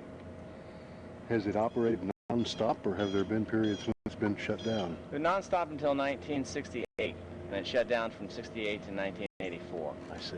So they moved the lighthouse beacon over to the south side of the inlet where the aids to navigation crew is, Coast Guard. And then when they built the large condos over there, that got in the way of that light, so they moved it back over here. There were some local school kids, actually, that got that program together from Spruce Creek High School. Oh, that's neat. I'll be darned. This is the entrance building, so most people would come in from right here. Okay. So you park in the lot and you walk on in. Dude, This entrance- before we get started, Yeah. thanks a lot for letting us do this. And I'm going to go ahead and shove this camera kind of close to you every once in a while, and he'll be doing that too. Okay. And so don't get freaked out. It's us because of these microphones right here. We don't have one of the Hollywood, Gotcha. we're not Yeah. big equipment here. That's And cool. it's just to get your voice, and anytime you can, speak up a little bit and like kind of aim your voice right at our camera. It's a microphone sound thing. Yeah, I got A lot of times when you're watching it, you hear the guy talking in the background. Right. That's it. So if you see us doing that, that's what we're doing, okay? Gotcha. They were bugging me with it. We did Puppy Playground. I told them right on tape, hey, you guys got to back off. But just wanted to let you know that ahead of time. We might be doing that. This building is I'm gonna let you built do about this. 15 years ago. Our entrance building and gift shop, and it's built after a set of plans that were for duplex for keepers that was never built here. Okay. So we had that set of plans in our archives when we designed our gift shop and entrance building, that we used that set of plans to do it. So Excellent. it looks like the rest of the buildings, yet it was only built 10 years ago. Mm-hmm. Well, it was basically built in the same style, yeah. Right. You can see a lot of the architectural features like these overhang supports and the shutters, etc. Did they ever used to have a problem with wind here? Like, I mean, you know, every once in a while, you know, they have hurricanes around here and stuff. I was wondering if they ever used to have a problem with that here. Was this place ever hit by like a mini hurricane or anything like that, and they have to rebuild the place a little The bit? 1960 Hurricane Donna came through this area. Right. Sustained winds of 110 miles an hour, so that was in the 60s. But in the 60s, it was pretty much abandoned. This place was built to last. Right, good. This is not old construction. When the federal government came in to build something, they built it to last forever. Okay. So it's high quality construction and it fares pretty well. This is a gift shop. Would you mind if we walk around the gift shop just a little bit? Let's take a look around and see what we got. All kinds of lighthouse-related items. T-shirts. T-shirts, lighthouse models. Right here. Books, publications. Right. All kinds of stuff about the lighthouse itself. You guys can buy all kinds of little trinkets. Look, they have these little lighthouses right here. Some of those are 40 or 50 bucks, so I'm not sure I call them trinkets. Well, are they actually made out of ceramic and stuff, huh? Yeah, some of them? those are. You've got the other ones up here on the top and a little larger. Okay. And then there's publications about this lighthouse and other lighthouses. Everything you need to get decked out in lighthouse gear. Right. I like these up here. See if you guys can get a shot of those up there. And these are actually electric. They light up, huh? Yeah, they do. I think they have the switch here someplace. You can click it on and they all come on. Oh, really? I got it. That would be. It's right here. All right. We got some we got lights in the lighthouses here. So if you ever come down here to the Ponce Inlet Lighthouse, you can take a little lighthouse home with you. From all over the country. Right. There are lighthouses everywhere. And don't forget to check out their webpage, www.ponceinlet.org. You're on your computer, dial it up, www.ponceinlet.org. Hey, my name's The Raven. I'm right here with the Ghetto and Dave on the beach. And Don, we're taking a tour of the Ponce Inlet Lighthouse for you. Who loves you? Daytona Beach Live, your first internet-only TV station from Daytona Beach, Florida. There's Come on, the let's raven. go for a little tour. We've seen a pelican in here, and we've seen a raven in here. Yeah, right. This is once you enter, pay your $5. You get into this is the Lighthouse Museum. This facility is not just a lighthouse. This is called a light station. And the reason it's a light station is it's not only the lighthouse tower, but it's also the village that the keepers used to live in. We're a National Historic Landmark, and the reason we are is because in the 60s and 70s, due to budgetary cutbacks, the Coast Guard automated their lighting system for their lighthouses, and they didn't require keepers anymore. So they just abandoned this area, and they maintain a beacon at the top of the lighthouse. These places were deteriorated and were vandalized. The oil storage building over here was completely burnt. So they were going to bulldoze these buildings, and they did bulldoze them in most other locations. So this is a National Historic Landmark because this is one of the few locations in the country that not only has the lighthouse tower, but also has all the keepers' dwellings intact. Great. Excellent, excellent. Everything was built out of the same brick. These buildings are built out of the same brick as the lighthouse. There's almost 2 million bricks. Wow. 1.5 million bricks used in the facility. Completed in 1887. Took 3 years to build it. They only built it in the winter because the mosquitoes were so bad in the summertime in the heat. Everything inside of this white picket fence is original. There's been no additions, deletions, or corrections or whatever. Well, there's been a couple of minor additions in the 30s. In addition to that, the oil storage building right over here that we'll get to in a while is also original outside of the fence. And this is the original, I believe it was 5 or 10 acres. It was deeded to the federal government by the Passetti family who lived across the street. I was going to ask, is that about 5 acres in the fence? Yes. Or 5 or 10? No, inside the fence is about 3 or 4. About 3 or 4 acres. Yeah. You say the Passettis donated it. They sold it for $400. Nobody donated anything. Uh-huh.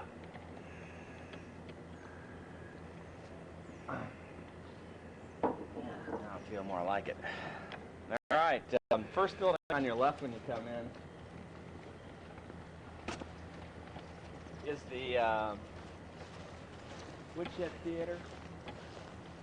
20-minute video in here that you can watch that tells you all about the construction of the light station and the daily routine of the keepers and whatnot. This outbuilding is for this building right over here, the second keeper's dwelling. Each family building had an outbuilding, and in this they kept their supplies, sort of like a mini storage facility before the 1900s. Now, this is where they would have kept their riding lawnmower if they'd had one. That's right. Mm-hmm. Actually, it was called the woodshed. They kept their firewood. They didn't actually burn firewood for cooking. They used the kerosene, which was what they used for the lens. Uh-huh. But they kept wood in here for their fireplaces in the winter. But more likely they'd have fishing rods and nets and whatever. Nets or anything they needed. Also bulk supplies. Before bathrooms, around here is a privy.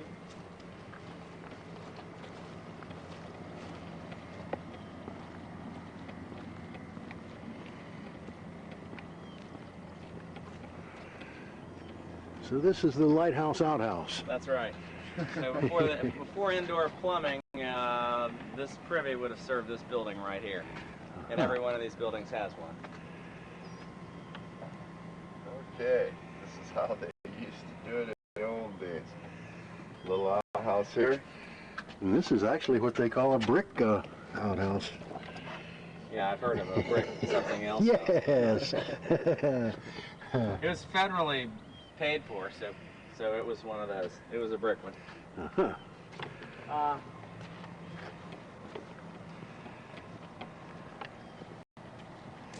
Taking a little tour with Don here of the Ponce Inlet Lighthouse. Over Daytona Beach Live. Daytona Beach, Florida's first internet-only TV station.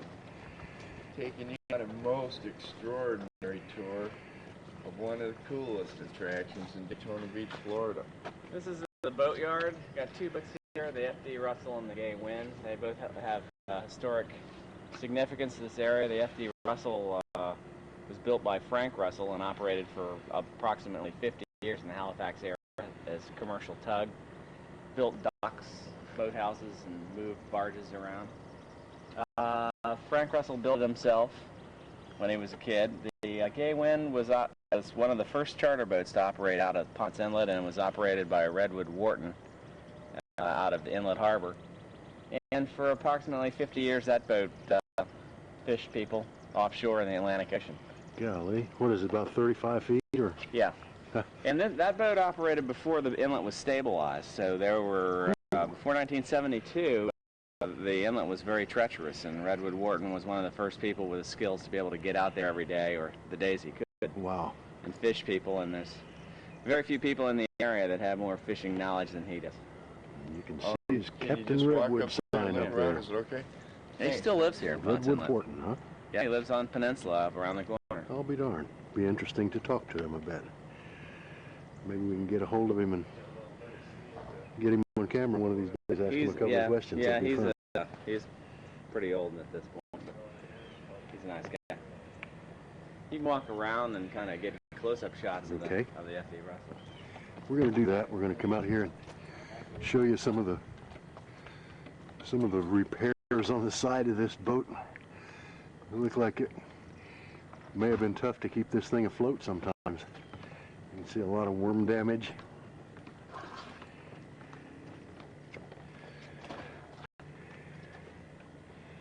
Here's a little explains that this is one of the first charter fishing vessels out of Ponce Inlet. That's this Gay Wind right over here. It's approximately 35 feet long. And the thing was owned by Redwood Wharton, a captain that is still living, lives over here on Peninsula Drive.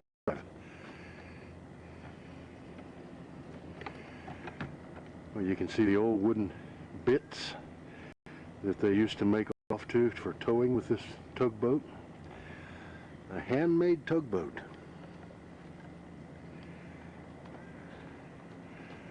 There's the Raven. Hey Dave, how you doing? I'm doing great, Raven. He got me up early this morning. Yeah, Got me out here. The wolf dog's home sleeping. And I'm out here. You're out here with me. Looking at some video being taken for Daytona Beach Live. Right there.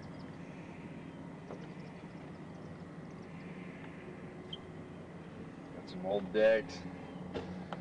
This boat here is called the F.D. Russell. A 46-foot tugboat that sailed for nearly 50 years. Did a lot of jobs, I'll bet. There's a picture of Frank Russell, the builder and operator. Captain Frank D. Russell.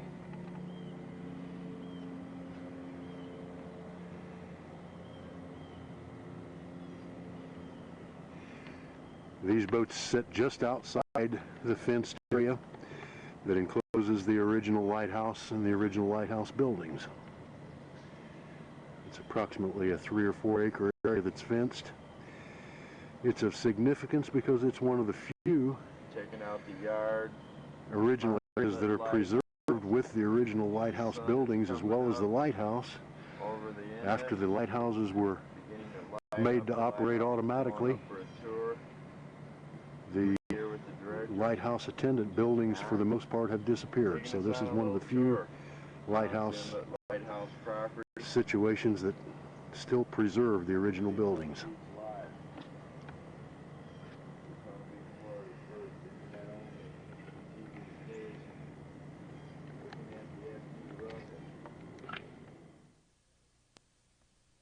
I'm going to go ahead and turn on the camera and start following me. Actually, you can. I should talk to you. One of the reasons to come in here is it's air conditioned. Oh, it feels really good. Yeah, it's a little better than out there. This is where I was before I started sifting through some of those, what do you call them right there? Yeah, the file The folder. file folders there. Yeah. And I was getting a little lost in that. All this stuff looks like stuff that used to be on this old house, huh? One of the reasons, again, that this is a National Historic Landmark is because all the original buildings are here. And when you say all the original buildings, you're talking all the original molding, the rosettes, the base, and all the hardware on the doors and hinges and whatnot are all original. So that's very rare that's still around. Yeah. And Nice hardware. historic fabric, a model.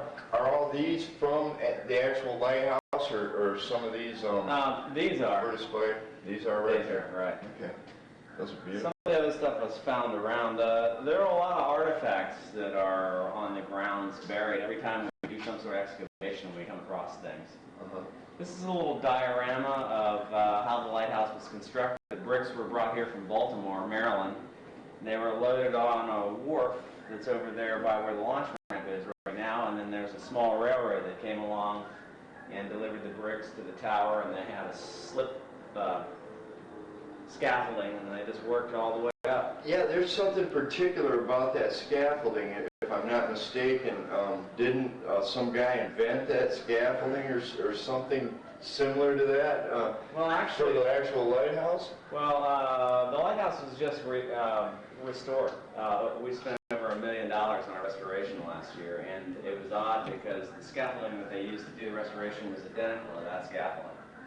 So Interesting. in 113 to 120 years, they haven't really improved the technology at all. Well, it was good then, it's good now. That's exactly right. And they also had a winch, although it wasn't steam powered, similar to that winch that they hauled their supplies up. So the technology to restore the lighthouse is identical to the technology that they used to build it in the first place. Very interesting and very neat. They actually had a train track to bring the supplies to where they were building Right. beach carrying it by animal or by foot. The bricks, like I said, were from Baltimore, Maryland. The ironwork at the top of the lighthouse was cast in Philadelphia. Wow. And it was all prefabricated. The stairway, the top of the lighthouse was all prefabricated, bolted together and tested, and then disassembled, stamped. There's a number on everything in the lighthouse. lighthouse. Wow. And then reconstructed here and hauled. Interesting. Those black things there would be examples of metal parts that were on their way to be put at the top of the lighthouse. Wow. This various exhibits. Here, this is neat. This model in here, where did that come from? We've got various models. Donated.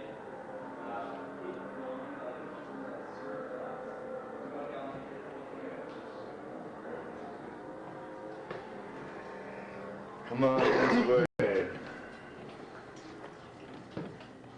So this model here was donated by the 4th grade of Tomoka Elementary School. No kidding. That thing is nice. I like that one right there. It sure is. Did they build it? Yeah, they sure did. Jeez.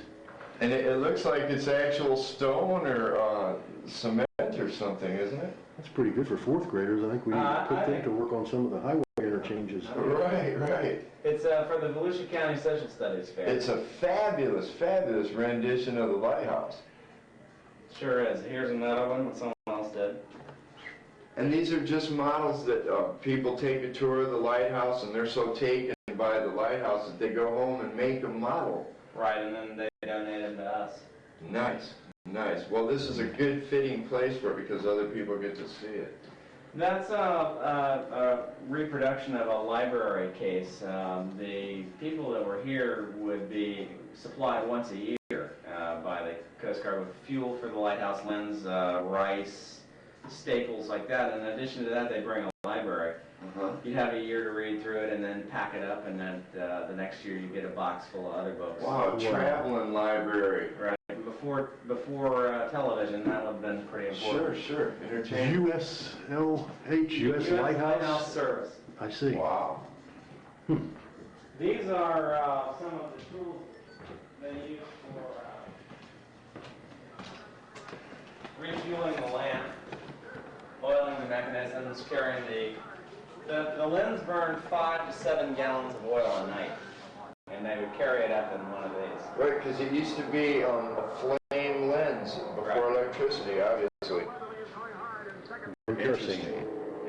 Burned kerosene. This was the first. And this is an old photograph of the lighthouse here. Am I not mistaken? Right. Actually, what this is a photograph of the race course.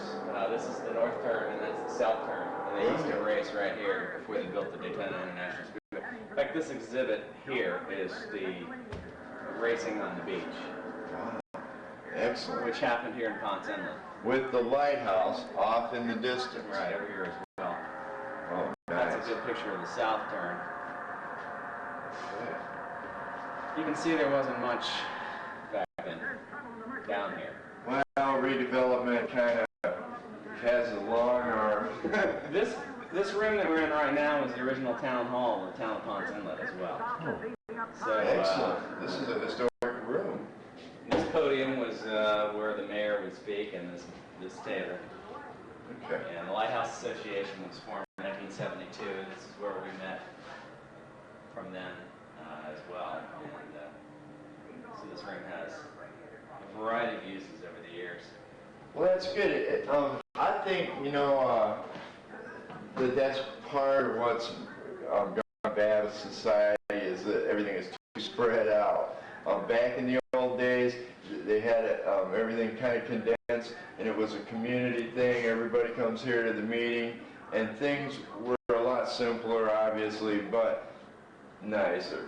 We'll just lean that way. Before the attorneys got involved in a big way. And the redevelopment took over and everything else. Right. Okay. Big fireplace. Yeah, that's the only method of heating, although, as well as I did, we've lived here for a couple of years, there's some years the heating isn't even required. Right. But other years it can get downright cold, and I'll bet you right here on the inlet, it can also. Here's another model of the lighthouse. This one is fabulous. This one's fabulous. Yeah, so this is built by a guy named John S. Kelly, and then I believe the Root family got hold of it somehow, and then they donated it to us. Excellent. Tell us how long it took him to. Fully illuminated, building time 400 hours. Excellent.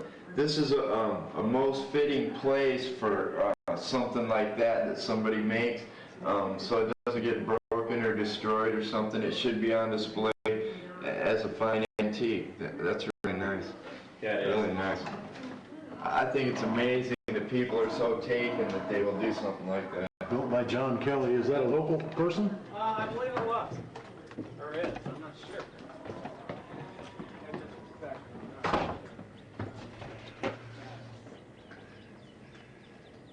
3 families occupied the dwellings.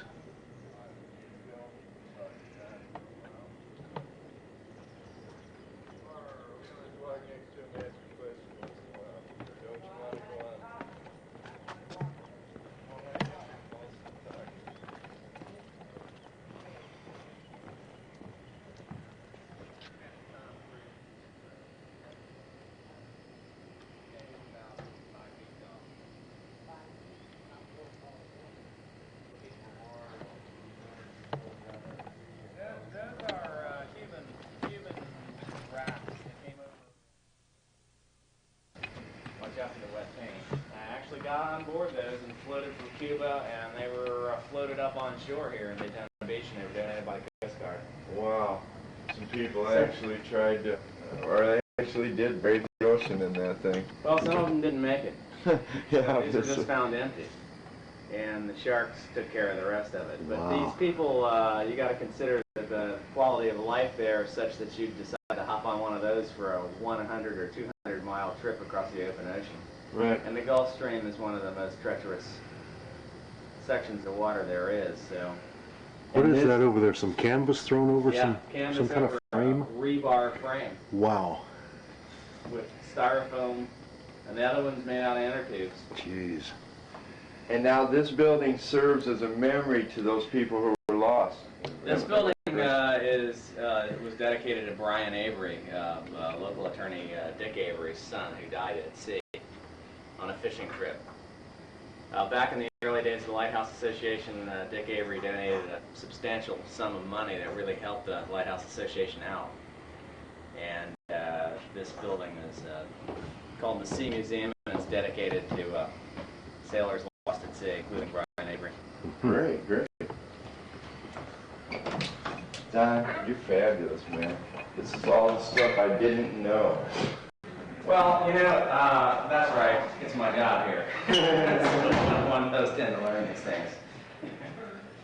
This room has got an exhibit of the restoration that we did from December 2000 to May 2001. It's over $1 million, 1.25 million, and these are pictures of what they did. I believe you can see here the scaffolding and the other ways that they got the bricks up when they originally constructed it, and over here is scaffolding that they used to do the restoration, which is identical to the stuff that they constructed it with. The only difference being these long poles that supported a netting that prevented hammers and tools from falling over the side and hitting people in the head, which back apparently in 1887 they didn't care that much about. There was no ocean. Right. Back in the old days, right? Right. But that's okay. That's amazing that you guys rebuilt this place. It's totally amazing. I'm glad that somebody took the initiative to save something like this. So many old historic landmarks just get torn down in the process of, rebuilding or whatever. Right. The people that did that, the original folks, some of them are still on the board of trustees. So back in 1972, a group of Ponce Inlet citizens were the one that took the initiative to do this. Excellent, excellent. This is a gallery deck support that was the original. Right here, that's what we're looking at now. That used to be up at the top of the lighthouse. It's now down here.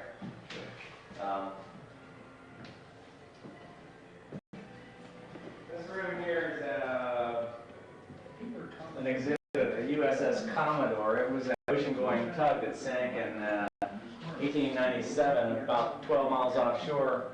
The Lighthouse Association has the Admiralty claim with Don Serbasic, who was the guy who identified the wreck. Wow. And it has a historical significance because a guy named Stephen Crane was on board.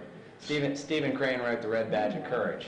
Okay. But he also wrote a short story called The Open Boat, which is chronicled his experience of having sunk offshore and come in and being prevented from landing by high surf. And a couple of people died when they finally came through the surf. The wrecks out there, about 3 months ago, we did a 2-week archaeological survey of the Commodore. And we're going to possibly do an excavation out there in the years to come if we can get funding. These are artifacts off of it. There's really nothing on the wreck. It was taking ammunition and supplies to the Spanish-American War. Where did you say the wreck is actually located? 12 miles offshore, Ponce Inlet. There's no gold or silver or treasure on board. It was simply a supply boat, and it was a tugboat. And it sank. There it is, the SS Commodore. Right. Sitting offshore. 70 feet of water. 70 feet. Nice looking boat. Nice looking boat. This is the head keeper's house, so it's larger. At one time, the Hagans were here. They had 11 children in this house. Wow. I think that's interesting too, that they had a bunch of families living here over the period of time, taking care of the lighthouse and making sure that the lights stayed lit and doing all the maintenance and stuff. And that's a good point, because the women and children were an integral part of keeping the lighthouse up. We have a garden out here. They would grow their fresh vegetables, and the women and children really provided a lot of support to the men who were doing the job of keeping the light lit. Right, and I noticed some of the pictures that we were looking at earlier in the file folders there, that the kids were actually playing, around the yards and stuff here. Yeah. And they actually went to school and grew up around here. That's right. In fact, one of our Board of Trustee members, Gladys Davis, was born over in the First Assistant Hebrews building. Wow. So she's still on our board. Okay. Some of the architectural details of this building, I don't know if you recognize, but we have the high 10-foot ceiling so that in the summertime the heat. You also have what's called transom glass, which is what this is, with these little mechanisms. Right. That I've seen those for years. since heat rises and they didn't have electricity for ceiling fans, they would open these up and it would vent the heat out. All these windows were double hung, so they'd open the top and the bottom and it created circulation. Plus you had a cross flow ventilation, which kept the place cool in the summer. Right here was the transition between the house and the kitchen, and there was a breezeway. This would have been open. Okay. So you would have had all the heat from the kitchen, or if it were to burn down, which kitchens did occasionally, it was separate from the home itself by this open breezeway area. Nice. Real nice. And these are just various exhibits, miscellaneous exhibits of, this is the Museum of the Sea, so just...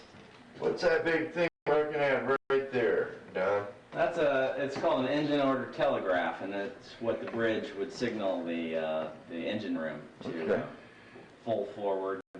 Give it some more power. Right, or put it in reverse to do whatever. One of those Tim Allen things. And then the thing next to it's called a binnacle, and that's where the compass would be. Okay. The steering wheel. Yeah, more The power. way that engine order thing worked was it had one just like it on the floor above it or the floor below it, and when you move a handle on one, the handle would move on the other, and the guy would know what you wanted him to do, and he'd go do it. Right, it wouldn't necessarily be in the room above or below, it would be in the engine room. Right. And the guy would see what you wanted, and he'd walk over there and pull the lever on the actual engine and make it happen. Right. Interesting. Before you were directly wired into the equipment. Yep. These are some other models.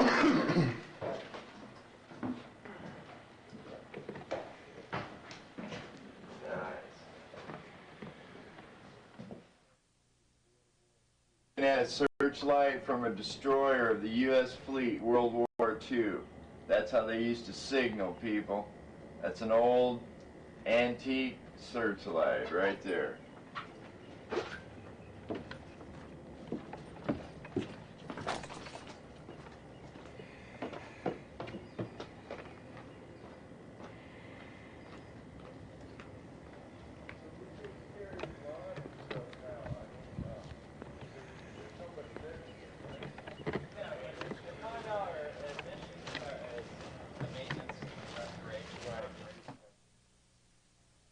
think we can probably get inside. I'll see if I can get around. And one of our board of trustees was actually born in this building. Her father was the first assistant keeper. He later became the last lighthouse service keeper for this light station. And she lives around the corner even now. Nice piano. Yeah, it is. Very nice This is, piano. the inside is made of the antiques that would be present in the early 1900s, late 1800s. Yeah, particular to that era. Right. And now, did her dad was a light keeper? He was the last lighthouse service keeper. He later switched over and joined the Coast Guard. The Coast Guard merged with the lighthouse service. But he was not here when he became the Coast Guard.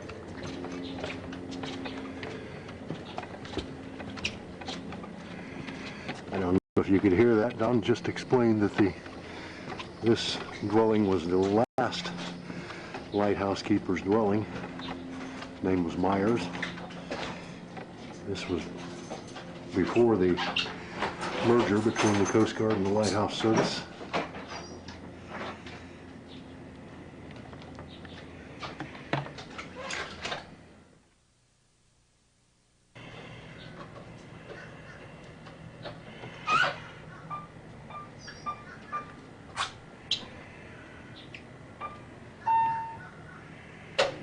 Well, we just made it in time.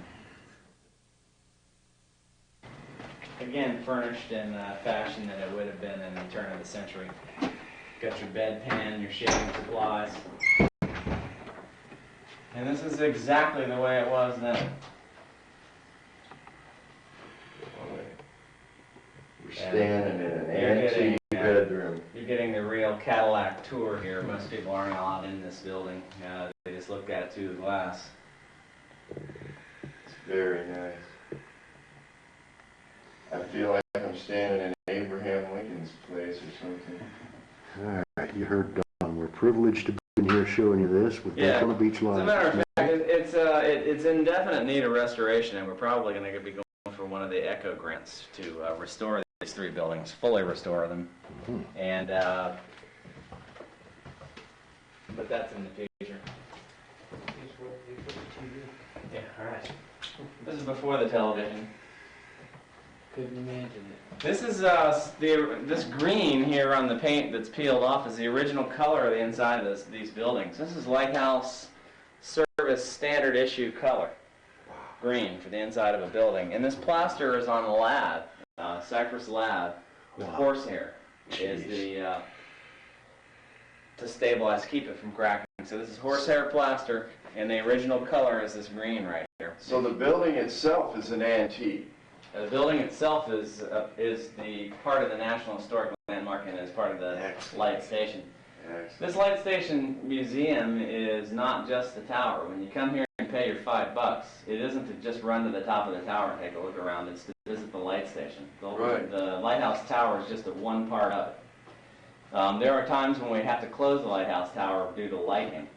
Yes. But still, $5 is well worth coming to visit all this other museum. And these three buildings are part of that. So there's really no difference between the lighthouse tower and these buildings. They're all built of the same brick at the same time, and it's one facility. So when you come here, it's not necessarily to run up to the top and take a quick look around. It's to understand the significance of a light station and why it was built, how it was built, and what it was like to live here. I think this is excellent. This is a story that doing it, but a lot of those ships would have never made it through in the old days if they didn't have a beacon in the night. That's And right. That's for sure. This lighthouse was constructed mainly for the trade between the Mississippi River and the northeast coast. If you think about the Mississippi and Ohio rivers and how much area that they serviced, all the agricultural production and before trains, anything like coal or anything heavy was transported by ship. Still is. And this huge amount of goods coming out of the Mississippi River and destined for the Northeast, which is a major population center. and then in reverse, when they would send finished goods from the northeast out to the hinterlands, they would come the other direction. Right. So that's primarily what this lighthouse was for. It wasn't necessarily for coming over from Europe. It's a nice place, and I'm glad it was here to guide those people through. I'm glad it's here too. Raymond, did you see this? Yeah, well, we're, I don't know if you see, but all the buildings are sprinklered, so we've, in order to get insurance on the place, we've had to sprinkle.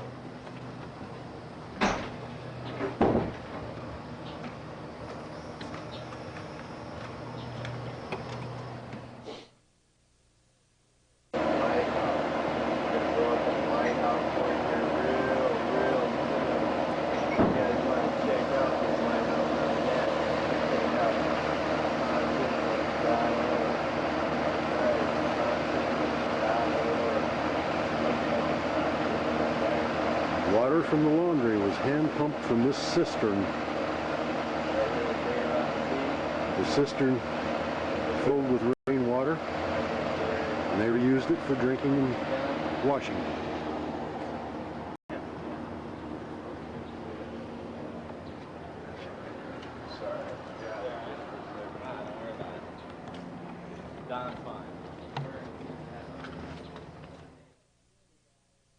Shed for the assistant keeper's house.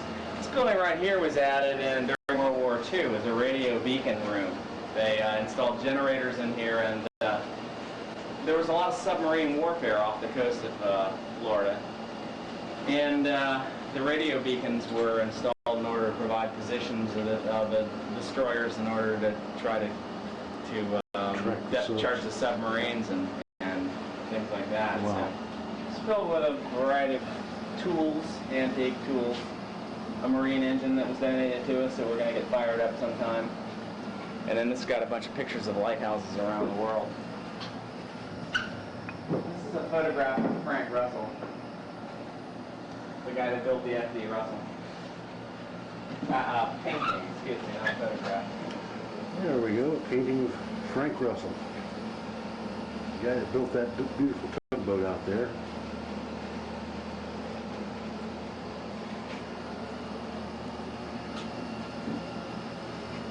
Picture montage showing the final voyage of the F.D. Russell in 1987.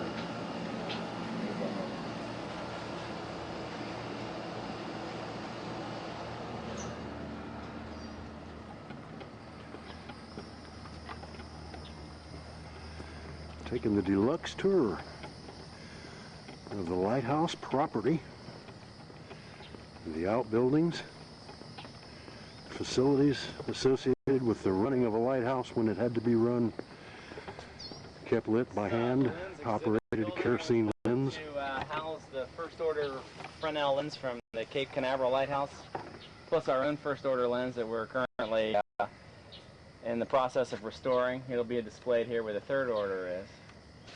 So this building was specifically designed to display these lenses. Now what does the order refer to? Is that like a generation of... No, it's size. I can go over all that. This building in here gave you the complete rundown on lighthouse illumination. And of course, you know, the light station was built in order to illuminate a light. So an object like this lens right here is the reason that the light station was constructed. Without it, there'd be no reason for the 3 families to live here. This lens here is a first order lens. There's 6 different lenses sizes. First order being the largest, 6th order being the smallest. 6th order is about 3 feet tall. This one's 18 feet tall. The glass part's over 10 feet tall. And this is the largest lens produced. And it would accumulate the light of an oil lamp and project it out to sea for 18 miles. Wow. So before electricity, this optical instrument was needed to collect the light, scattering from all directions from a flame and concentrating it in the beams. That's a first order lens. Fresnel lens, they cost approximately $10,000 in the 1850s. That would equate to about $1 million now. Do you know how many separate glass pieces that thing has? There's about 300 or 400 glass prisms in there. Wow. I think it was 360 or something like that. And just as interesting as, although not quite as spectacular, is the rotation mechanism, which those are sort of the precursor to ball bearings. They're sort of like a cutaway of a ball bearing. And that's what allowed the lens to rotate. These circular prism parts are called flash panels, and they're what collect the light and flash it out in one beam. You can see them on the walls. If you go up there along the banister and stand in the focal plane, you'll be blinded by that light coming out. That's a 500 watt bulb that's lit up in there, and it's only turned up probably a quarter of the way. Wow. So it really is bright. Now, are all of the orders of lenses represented in here? Unfortunately not. If you want to call the Coast Guard and get them to send us other sizes, we'd love it. This building was designed to house all 6 orders of lenses, but we only have the first order. This is the third order right here. This is the second lens in our lighthouse. This was installed in 1933 at the top of the lighthouse here, after the light station was electrified. And it was the lens that shined from 1933 to 1968. It was removed, and when it was shipped back, it got broken up. So we currently have an Echo grant, and we're going to restore this and put it at the top of the lighthouse again, is the plan. So you have a first order lens and most of a third order lens. That's correct. And is there any other order here represented? This is a 500 millimeter drum lens, which would have been on a light shift.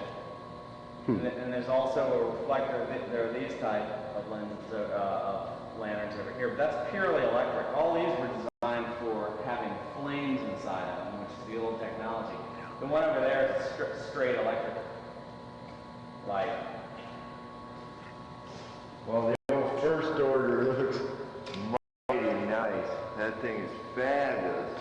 Yes, it is. And where did the first order, this big one, the first order lens come from? Right here beside you is a picture of the Cape Canaveral Lighthouse. And as you can see, the launch pads are right next to the lighthouse. And here's the rocket being launched. And the rocket launch shook the lighthouse so much that the lens started shaking apart. So the Coast Guard decided to remove the lens from the lighthouse and in order to preserve it, and they have it lent it to us, and we fully restored it. It was in really bad shape when we got it. It had a full restoration done about 8 or 9 years ago. Excellent. And this is the actual lens. Yeah, this lens was installed in May of 1868 in the Cape Canaveral Lighthouse, just after the Civil War. It was made in France? Made in Paris, France. That's all of these. Auguste Fresnel, as a Frenchman, he invented the Fresnel lens system, and they produced them. And this particular lens is made by Henri Lepart Company of France in 1860, and then shipped over and installed in 1868. There is the Chance Brothers, which is a British firm that made them in the late 1800s, early 1900s. But from their invention in the early 1800s until the end of the 1800s, it was all Fresnel lenses most Fresnel lenses were constructed in France. Excellent. Don, this is fabulous. Did they have to have some other means of powering the system to turn? This particular rotation mechanism is electric. Obviously, it's a worm drive, but what you see here of this notched gear would have been driven by a drum with long cables that were suspended down through the lighthouse, just like a grandfather clock. And they had weights that weighed a couple 100 pounds, and they would wind them up in the morning, and then at night they would release the mechanism, and those weights coming down is what would turn the lens. Wow. Now this lens was electrified again back in the 30s, so all those clockwork mechanisms were removed, and most of them were just thrown away, and they're very rare. There are a few first order lenses, especially on the west coast, California and Oregon, that still have their clockwork mechanisms. So this clockwork mechanism is actually original, but restored, except for the motor? This sort of whale-tailed brass device that's been bolted onto the base was in the 1930s. I see. And that was for when it was electrified. I see. You can imagine that along with all your other maintenance duties at the lighthouse, of carrying 5 gallons of oil up to the top and whatnot, that cranking up those weights would have been something that when they said, hey, we can dispense with this, you'd have jumped on. I bet, yeah. So what they basically would have done is they would have electrified the rotation device and put an electric light inside the lens at the same time, because you're providing electric to the lens. And electrification, the intensity of an electric light is what caused these lenses to no longer be needed. You didn't need this huge structure. Right, to amplify the light. Right. At the top of the lighthouse right now is a beacon called a Vega 25. It weighs probably 20 pounds and made out of plastic. I'll figure you do that on there. One or two or three of these up and rotate them around. And this is a 1,000-watt bulb, and that's what provides the light. It's got excellent range. You can go upstairs and you look down on a lens. That's what this upstairs. Okay, let me take a little walk up there. It's a pretty nice view. Now lens. Lighthouse lens extraordinaire. Waiting for the reflection to come around. First order lens meant to beam a little kerosene light out to sea.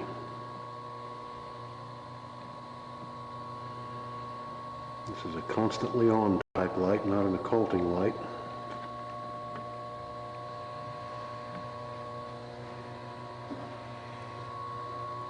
And we're looking at it from the balcony, the catwalk up here. Standing on the catwalk, and fold the lens, come up here and walk around. Get a look at the lens. This building was designed specifically for the lenses. We're at Ponce Inlet Lighthouse, PonceInlet.org. My name is Raven, right here with Dave on the beach in the ghetto. The gecko or the ghetto? The ghetto. Ghetto. Gotta love the ghetto.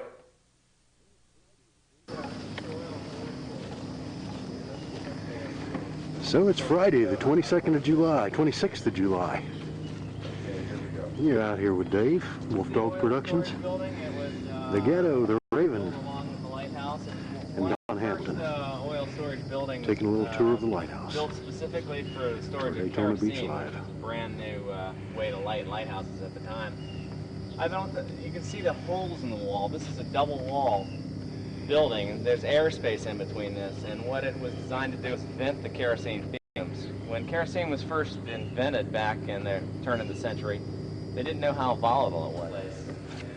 Roof structure and the top is all restored. This house was built to store the fuel. Okay, so it's nothing to do with the storage of the kerosene. It Built was with just double thickness walls with ventilated, stuff, right? Vandalism. Well, it sounds like ventilated space they between the stored- walls. How long did they store kerosene in here?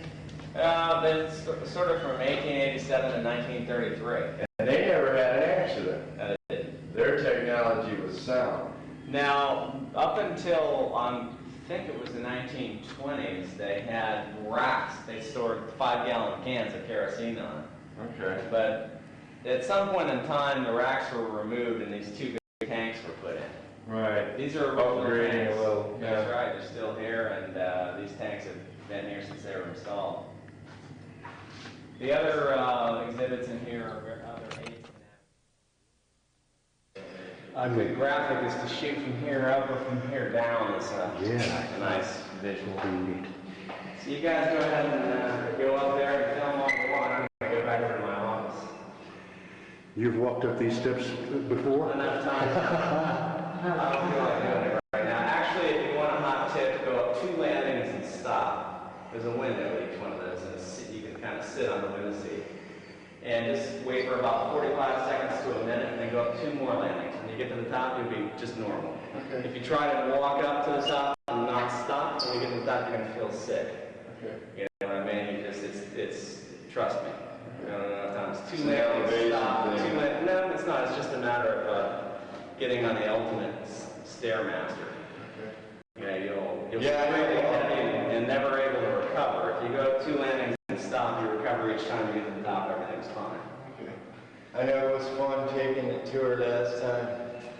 And also, when you get to the top, don't be screaming off the top of the lighthouse. This is wild.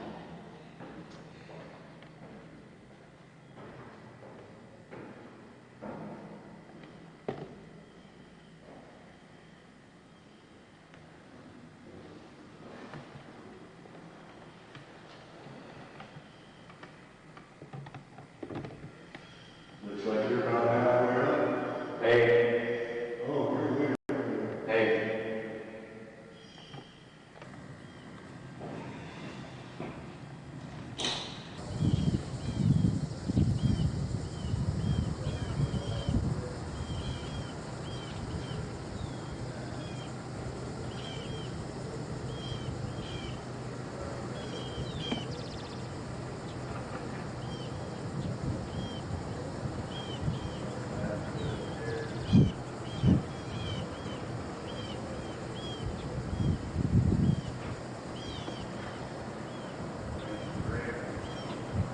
Right here with the ghetto and Dave on the beach.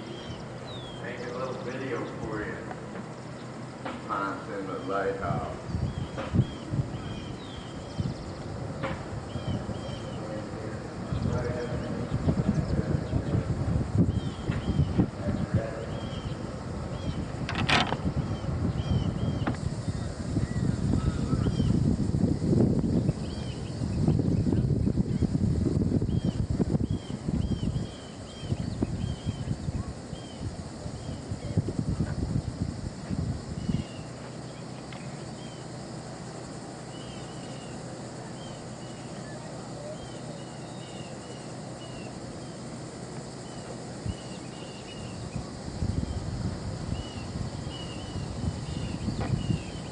They got a walkway. It's all fenced in so you can't fall off. Real safe, real high up. Checking out the view from the top of Ponce Inlet Lighthouse. Thanks to our good friend Don Hanson.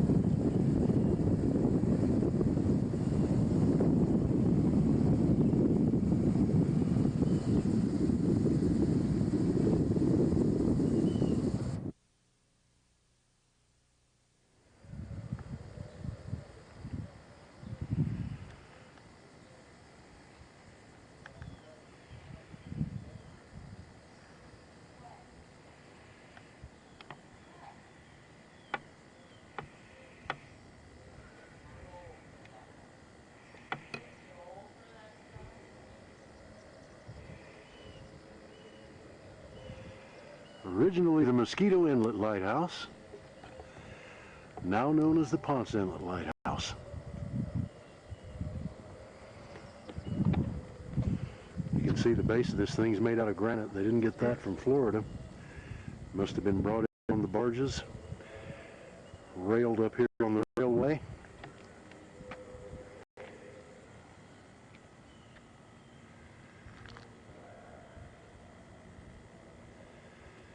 Pretty hot and humid out here this morning.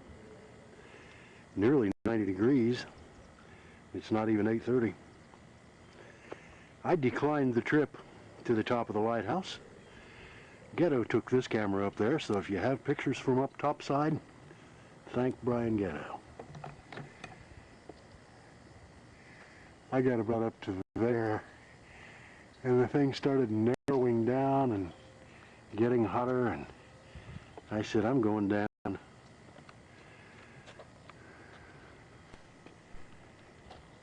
warm up there.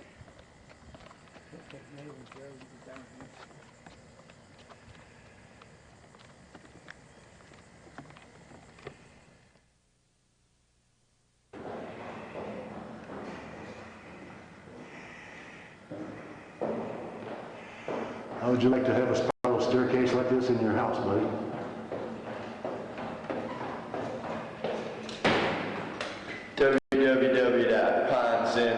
www.ponceinlet.org. Check out the lighthouse online, baby. How you doing, Dave? Doing great, Raven, doing great.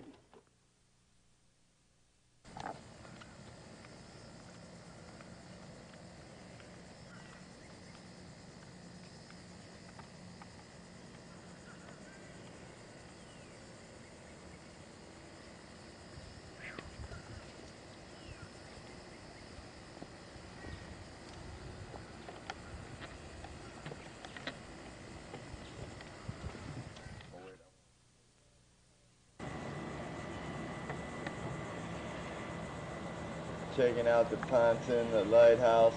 My name's the Raven. We're Daytona Beach Live. Daytona Beach, Florida's first internet-only TV station. Blasting around the world to over 75 countries and counting up. Checking out the Ponce Inlet Lighthouse. How you doing, Dave? Doing great. There's the Raven. Taking a little video for tugboats. Daytona Beach Live. Daytona's first and only TV broadcasting station. Operating from the beautiful oceanfront studios at the beaches, Best Inn Suites, Oceanfront Resort, 1299 South Atlantic Avenue.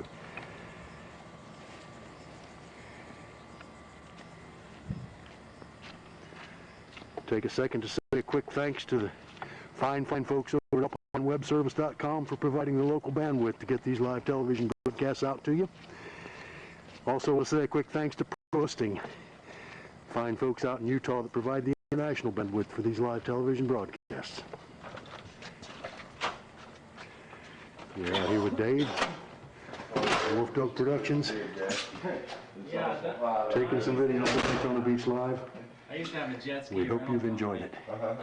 And I was out in the sun all the time, and I'm really enjoying my new job in office.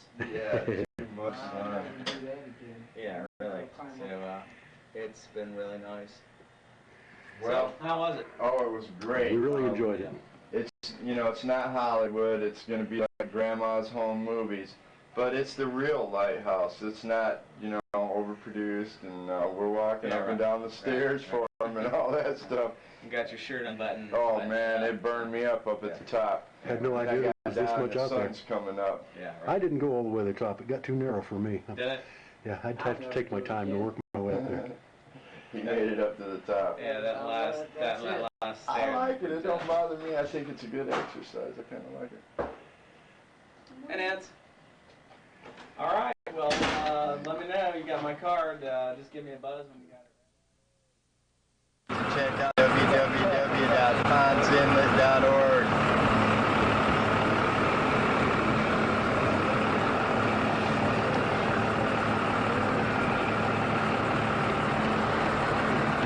Another view of the tower and of the attendant buildings.